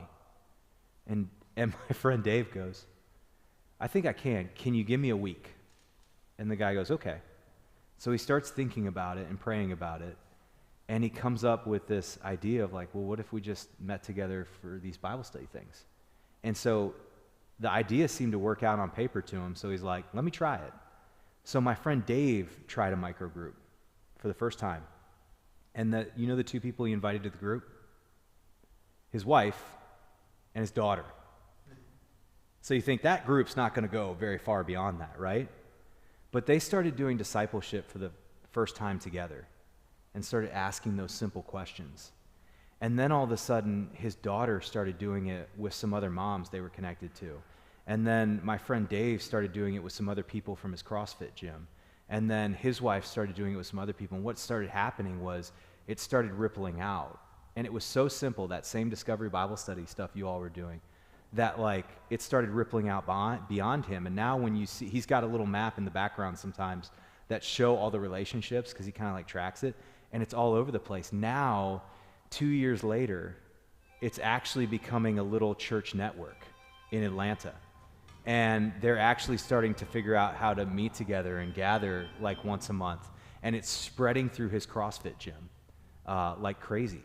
And so what Dave does is he says this. He does it in groups of 3. And what he does is he will invite somebody into it, or somebody will ask him about it. And he says, that's great. You have to invite the other person. And when you invite the other person, we'll meet. And he'll model it for you the first time. And then after that, he always goes last. And they meet in that discipleship huddle, and they just walk through the Gospels. And then the whole time, he challenges those people to be like, you could do this too. Who could you do this with? And so that's how the groups start to multiply out. And one of the reasons they multiply out is because, and you see this in science, but it's really true, the simpler the organism or the system, the easier and faster it is to replicate. So if you talk about multiplying churches, that tends to be slower and longer.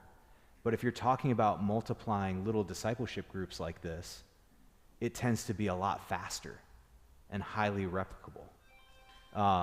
And so that's kind of where all that came from. I was really inspired by a story Trey told about a young woman that he met through, was part of his micro-church network. Yeah. And he was able to baptize her and her kids. Really tough situation that she was in. And Trey was talking to, I don't know if it was his sponsoring church pastor. Yeah. And that pastor said, even if she lived right next door to the church, she would never come to our established church, because for her that would be a barrier that was, we could say a cultural barrier. It was too high. She wouldn't do it, but she came to Trey's backyard, and she became part of God's family through baptism. It's huge. My friend Trey, he does that. He does worship in his backyard. And the mom that James is talking about, she's got four kids with 3 or 4 different dads, kind of thing.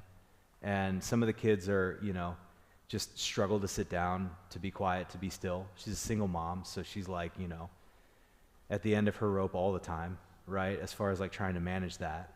And so you can imagine, sometimes that happens in like a church setting, and it can feel like a disturbance to the bigger worship service, right? But in the backyard, they were able to just connect around Jesus and connect in a way that the kids could connect with, and she didn't feel like they were imposing. And actually, the first time she got connected, she actually just sent the older 2 kids over because they were asking about church. So she sent them over to the micro church by themselves. And they had such a great experience. She's like, all right, I want to come check this out. And so she started coming. And then she was going through some tougher stuff, but then Trey was talking with her about forgiveness and stuff. And he's like, he goes, are you baptized? And she goes, no. He goes, well, I can do it if you want. She goes, really? He goes, yeah. My wife and I will come over right now with our kids. So they went over to her house, and he's got video of this. It's such a cool video. And there are her and the 4 kids in the living room. And he's got the bowl of water, and he gives them all these little crosses, and he's explaining baptism, and you see the whole family get baptized there. And it's just this beautiful picture of like, people connecting in faith. Yeah, and that's the kind of thing that can happen when we move outside. And, it happens too, I'll point this out, like Trey's, the mother church that's helping Trey's plant is a part of a network of other churches that are trying to plant churches, Lutheran churches. They call themselves the Harvest Partnership in Houston area. And, when Trey came down, they thought he would do a large launch church plant, kind of like this was, right? And Trey is the same guy that I said is incredibly gifted at music and stuff like that, right? So you've got the preaching and the worship leader, you're set. But Trey really felt like he should do it in a more discipling style. So he goes out like this, and it would be very easy for the mother church who's funding this, right? Because when you plant churches, it's like having high school/college students. You pour a lot of money in, but a lot of money does not come back, right? And it would be very easy for them to say, no, this is not what we signed up for. We're supporting this. But they said, Trey, if the Holy Spirit's leading you in this direction, this is what we support. And so Trey was able to be a part of that story because he also had a church that was willing to support him doing that, and was willing to partner with it even though it didn't look like the norm, and was willing to experiment with something because they're like, let's just follow the Holy Spirit and see where the Holy Spirit's leading. Yeah. Another thing I learned from Trey was not only was there cultural issues with this woman and her family, but Trey, there was also abuse that she had experienced. And Trey said with someone that's experienced abuse, what often happens is they will come near, and then as a level of comfort or intimacy develops, they pull back. And so the microchurch model, so he learned about that and learned how to be patient and loving toward her. But there's that kind of flexibility in the microchurch model to deal with someone wherever they're at and relate to them and just kind of be ready when it's time, God's time for them. Yeah, and I think, you saying that made me really think too about like the flip end of it, because I know a lot of times we think about microchurch and then we ask ourselves, okay, well, what are we going to do with kids? Or, how's this going to impact my faith? And I was thinking about, we had a church in Hoboken that started as a regular traditional church plant. The pandemic hit, it was Hoboken, so it was like New York City where it locked down quickly. And so they moved to more of a microchurch model. And then through the pandemic, they made it through the pandemic, the microchurches were starting to grow, but that kind of season for that pastor there was just over. God was calling him to a different spot, so he left, but the church closed down. But one of the microchurches was like, man, what do we do now? And I was kind of like, well, you can keep doing microchurch. I'll support you. We got messages online. And they're like, okay. So they started doing that. And so we connect regularly. But this group of average, everyday Christians in a very post-Christian and secular area, they meet together for microchurch. And I was sitting down with them and meeting and connecting when I was back in town just to see how it was going.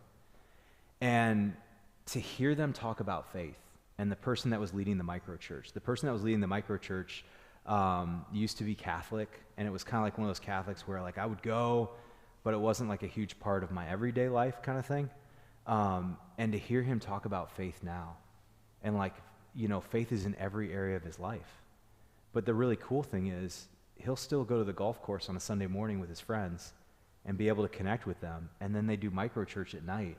And so he's able to be connected in these communities where you wouldn't normally be able to connect, because he's able to meet with people at different times. And they are in one of the most expensive cities in the country, New York City. Hoboken used to be like the cheap place to go. Now the joke is Hoboken is just the fifth borough, right? It's like just as expensive as New York City. And so like the cost of trying to like put a brick and mortar church there would be astronomical. But the church is growing there because the people that already live there, that are already passionate about that place, are now gathering together to do church and mission together. And that's kind of the powerful opportunity. It reminds me a lot of the Lower Mainland and Vancouver. It's like, yeah, if we think in our traditional form of church, it can be really hard to plant a lot of churches here because it's the same thing as it's expensive, right? And it's hard to get property, and it's not culturally a very easy place to live and thrive. But I think one of the things microchurch and microgroup opens up is like it moves us from a mentality where we're trying to call trained people and get them to fall in love with an area versus taking the people that already love the area and training them for ministry. If you're able to take people that already love an area and train them for ministry, the ministry will expand out much longer because they're already embedded there. That's like home. They want to see people reached because that's the place they grew up and the place they care about, and it's the greatest place on earth, right? And when you're from an area, you're like, this is the greatest place on earth. Why would anybody else live anywhere else, right? I'll visit somewhere else. But like in every area, there's somebody that feels like that. And so what would it look like if you could take somebody like that that's embedded and then really train them for ministry and launch it out?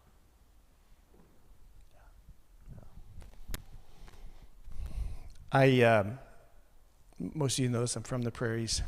And, you know, if it wasn't for the housing, it'd be really easy to get people to fall in love with the Vancouver area because you just like bring them here. Yeah. And I often say to Susan, we now live in a place that's like where we used to go on holidays. So there'd always be a letdown when we came home. Yeah. Now it's like there's no letdown when we come home. So we're in a beautiful place with beautiful people. So yeah. And I don't know if you all I experienced this because like it's really similar where I'm at in the sense of like it is a beautiful place and it's a place people travel to, you know, but it's also a place that has lots of fun things and opportunities to be doing other stuff, right? So like it's the same for us in New Jersey. It's like if you want to jump on the train and go into the city and see a Broadway show, you can do that. Mm-hmm. If you want to get in your car, you can drive an hour and you're in the mountains, hanging out and hiking. If you want to drive an hour down, you're at the beach. It's like, you know, people have like it feels like the world at their fingertips. And I think one of the really cool things about microgroups and microchurches is the church can go there and be present there. So like you can have a group of friends that starts out just wanting to ski, you know, and you go up there and all of a sudden skiing turns into an opportunity to be able to share Jesus. And now all of a sudden you got a church on top of the ski hill. Like it's a really cool thing, right? Or the lake or the mountains or your backyard. Yeah. So like this is what I want to do. I'm going to keep doing the things that are important. I'm going to be supporting our leaders. I'm going to keep doing that. I feel that's a vital part of the work that I do.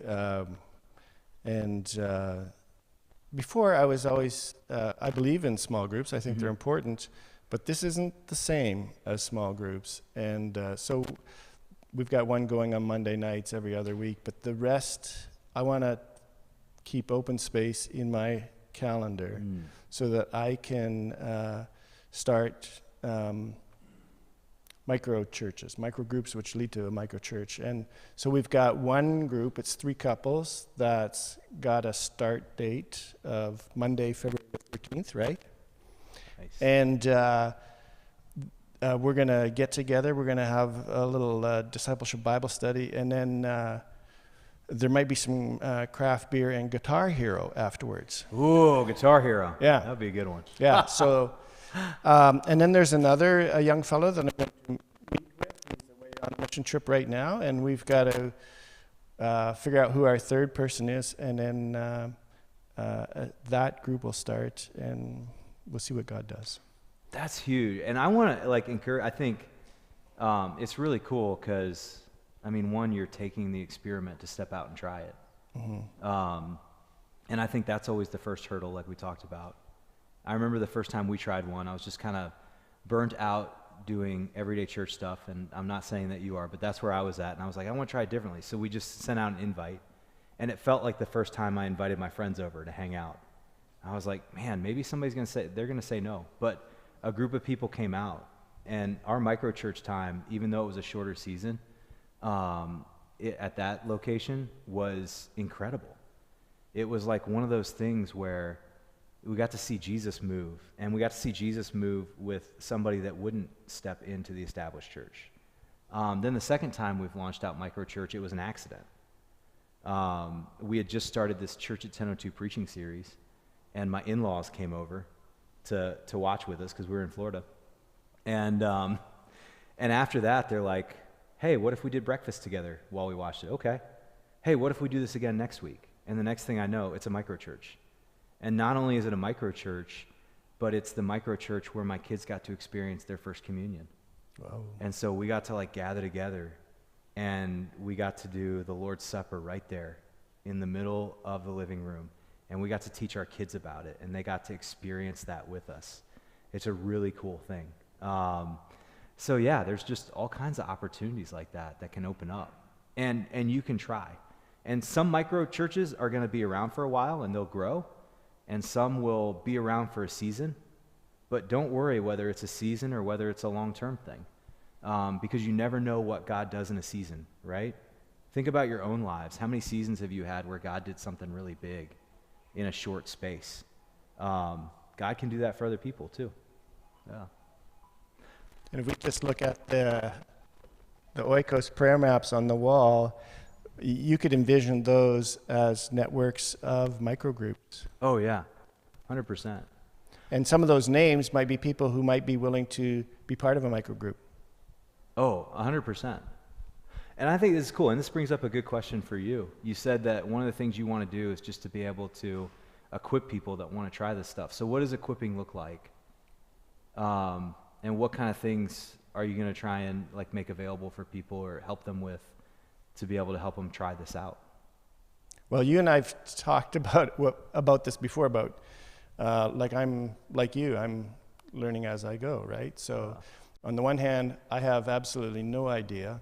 But on the other hand, anybody that wants to learn about the missionary pathway, I'd be happy to help make that happen, whether it's in person or online, so that others can, you and I have talked about this. Mm-hmm. We're hoping that this is the start of something. Mm-hmm. So, please don't, whether you're watching online or in person, please don't go, well, I went to that conference, check that off my list. I don't have to ever think about that again.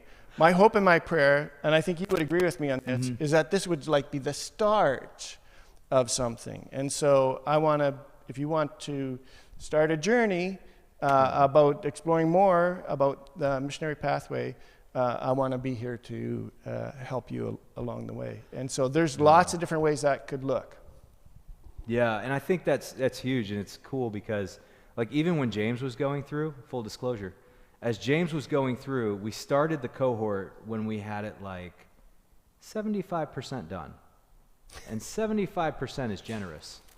But we were if we start the cohort, then we'll definitely get the rest of it done, because eventually the cohort's going to get to the point where they need the new content. Mm-hmm. And so as we were putting it all together and it was all coming up, we decided at the very last we needed one session, because what tends to happen in our church kind of context is we do something like this and we're like, that was great. Where's the next Bible study? Where's the next workshop?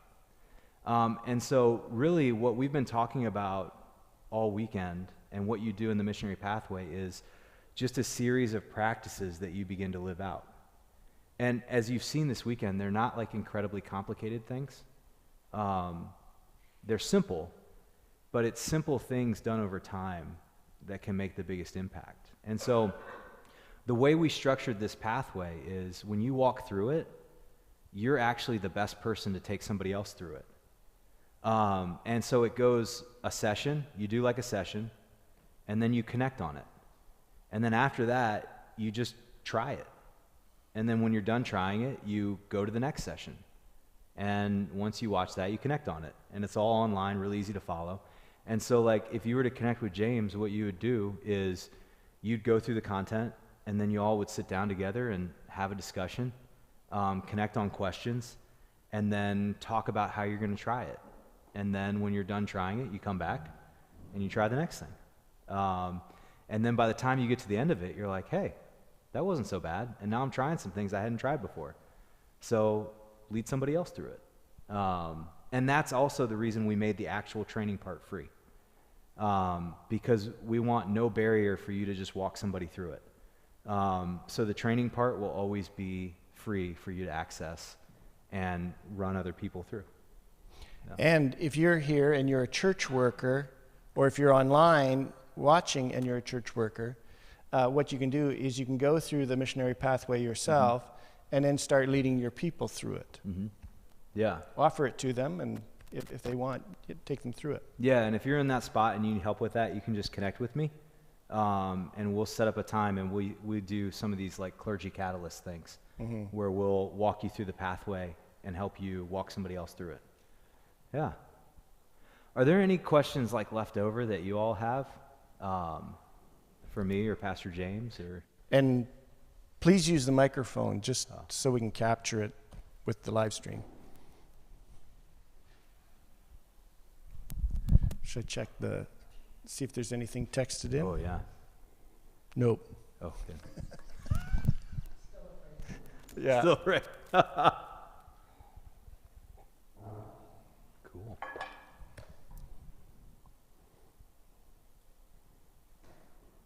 Oh, you know what? We forgot. Would you be willing to share what it was like to eat poutine for the very first time? Oh, yeah. It blew away my expectations. I loved it.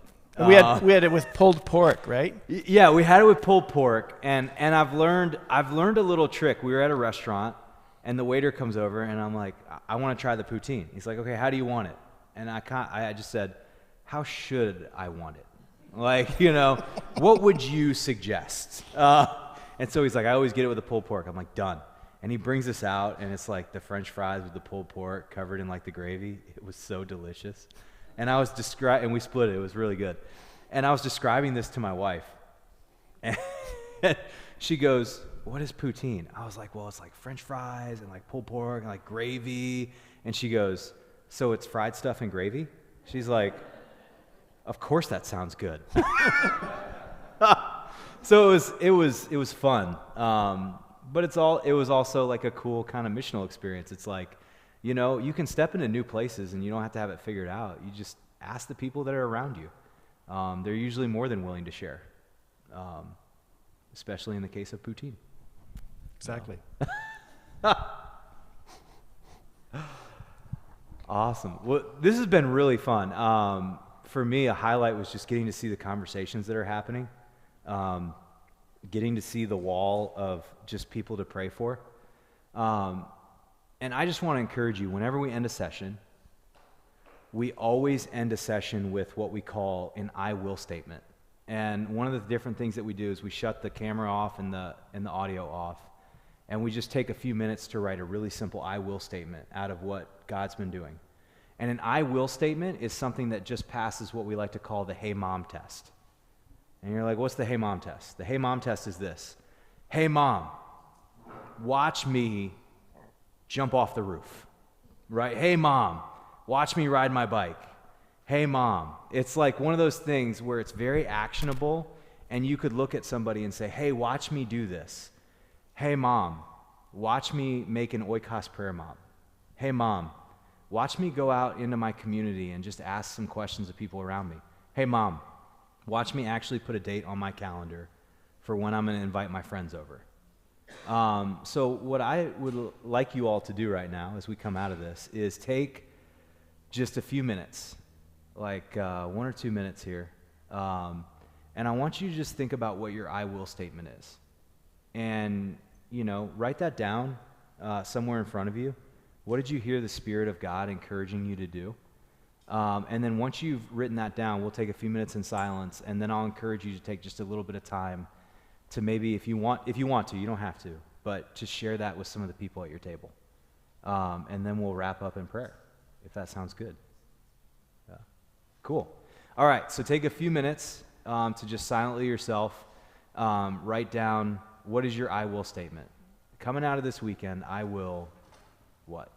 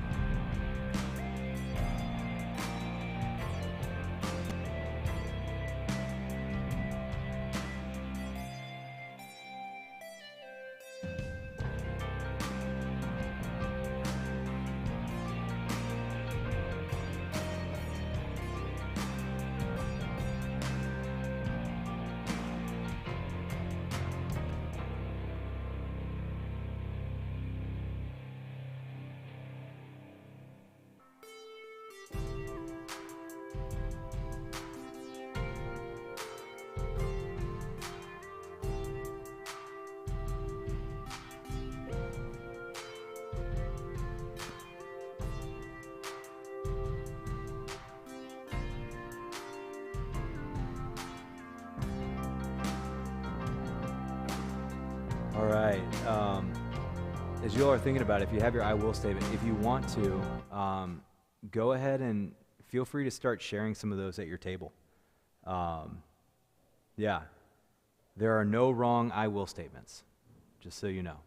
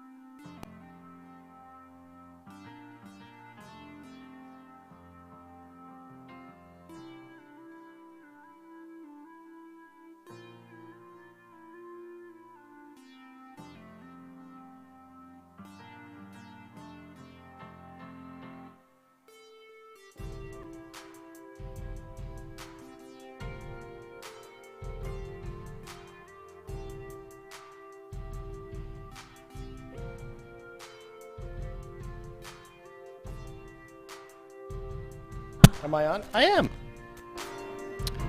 Welcome back.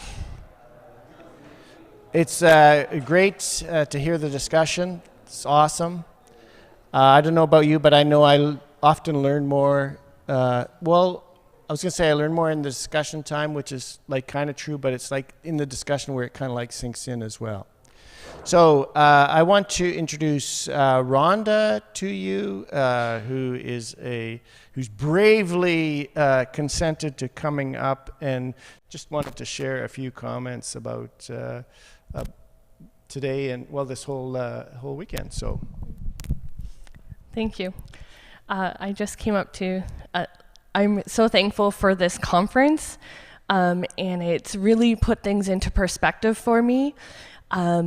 I was on camera last night, and someone came up and talked about, like, how do I do this if I'm fearful or an introvert? And so I thought it would be encouraging to people to hear a little bit about me. So this February will be 20 years from when I went on my first mission trip, and I was terrified.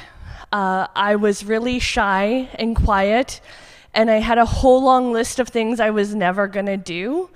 I was never going to talk in front of people. I was never going to pray out loud. I was never going to go to people's homes. I wasn't going to ever help lead anything. I was just going to be in the background and help support our team when we went the first year, which was my first year of university. And my second year, I got asked to lead a mission trip back, and I said no 3 times, and then I made my friend lead with me. And that's when God really, this all kind of came into play for me, and seeing the passion of meeting people where they're at, seeing Christ, and just, it's not about just in church, it's in our communities and how we do that.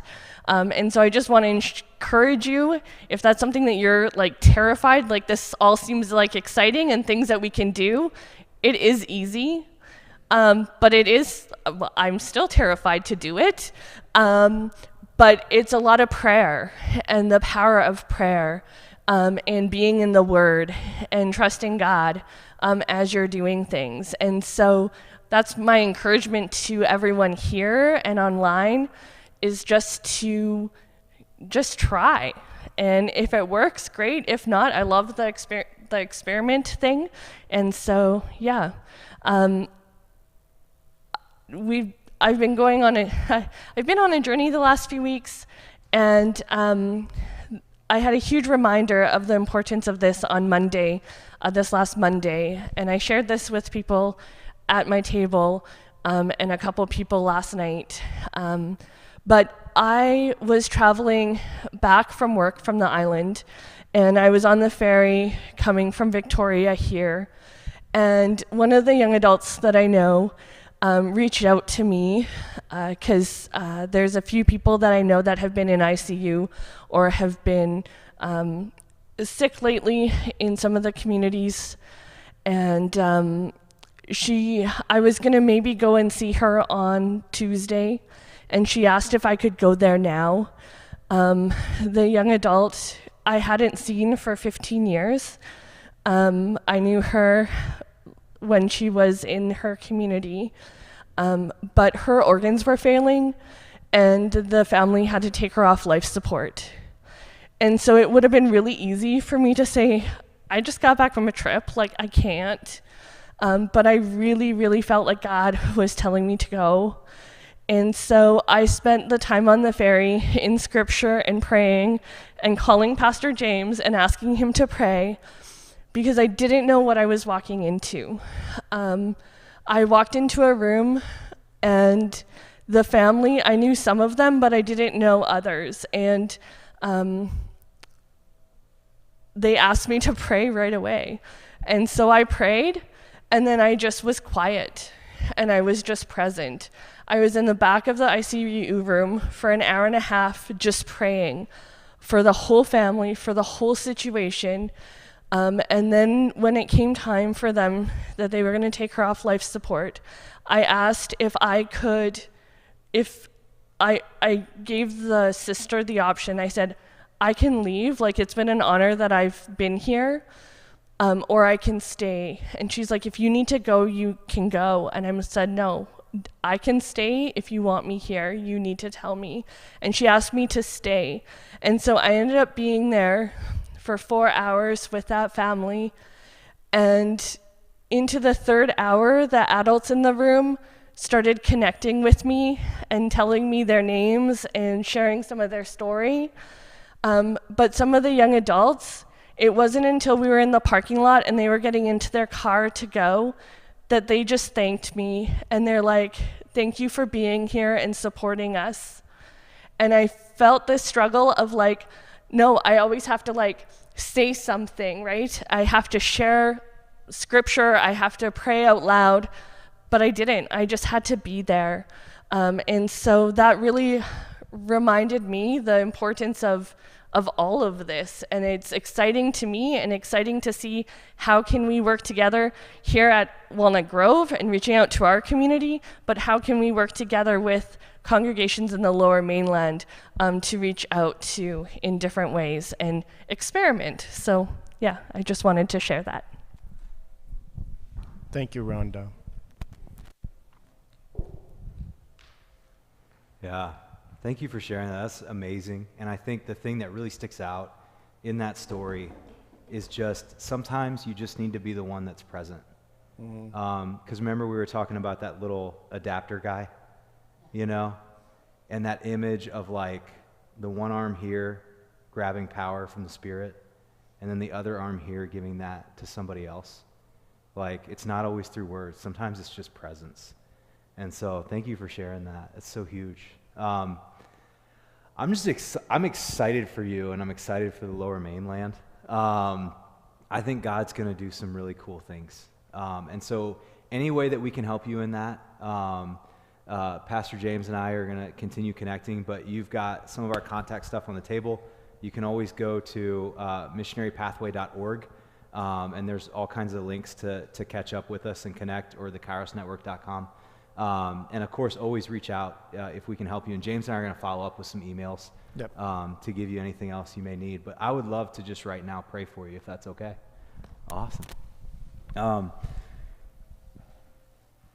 Dear Lord, thank you so much. Thank you for this opportunity to be able to just explore how we can live out this command you've given us to make disciples, and how we can, in the midst of a world that's rapidly turning away from you, God, be a people that helps people turn to you and helps people connect with you.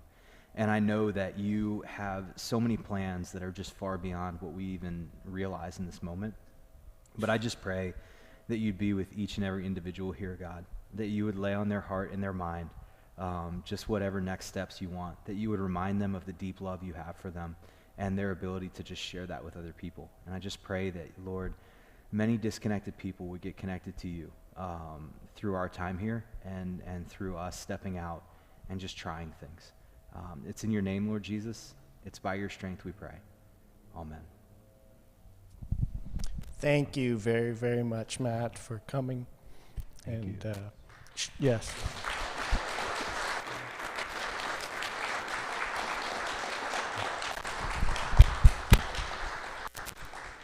And thank you all.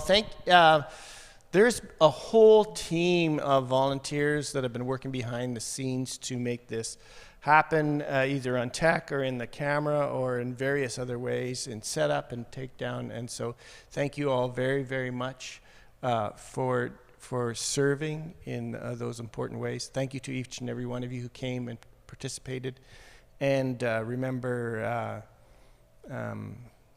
Jesus is with you. He loves you. And he's got good things in store for the future. So we don't need to be worried. We don't need to be afraid. And we just follow and go and make disciples.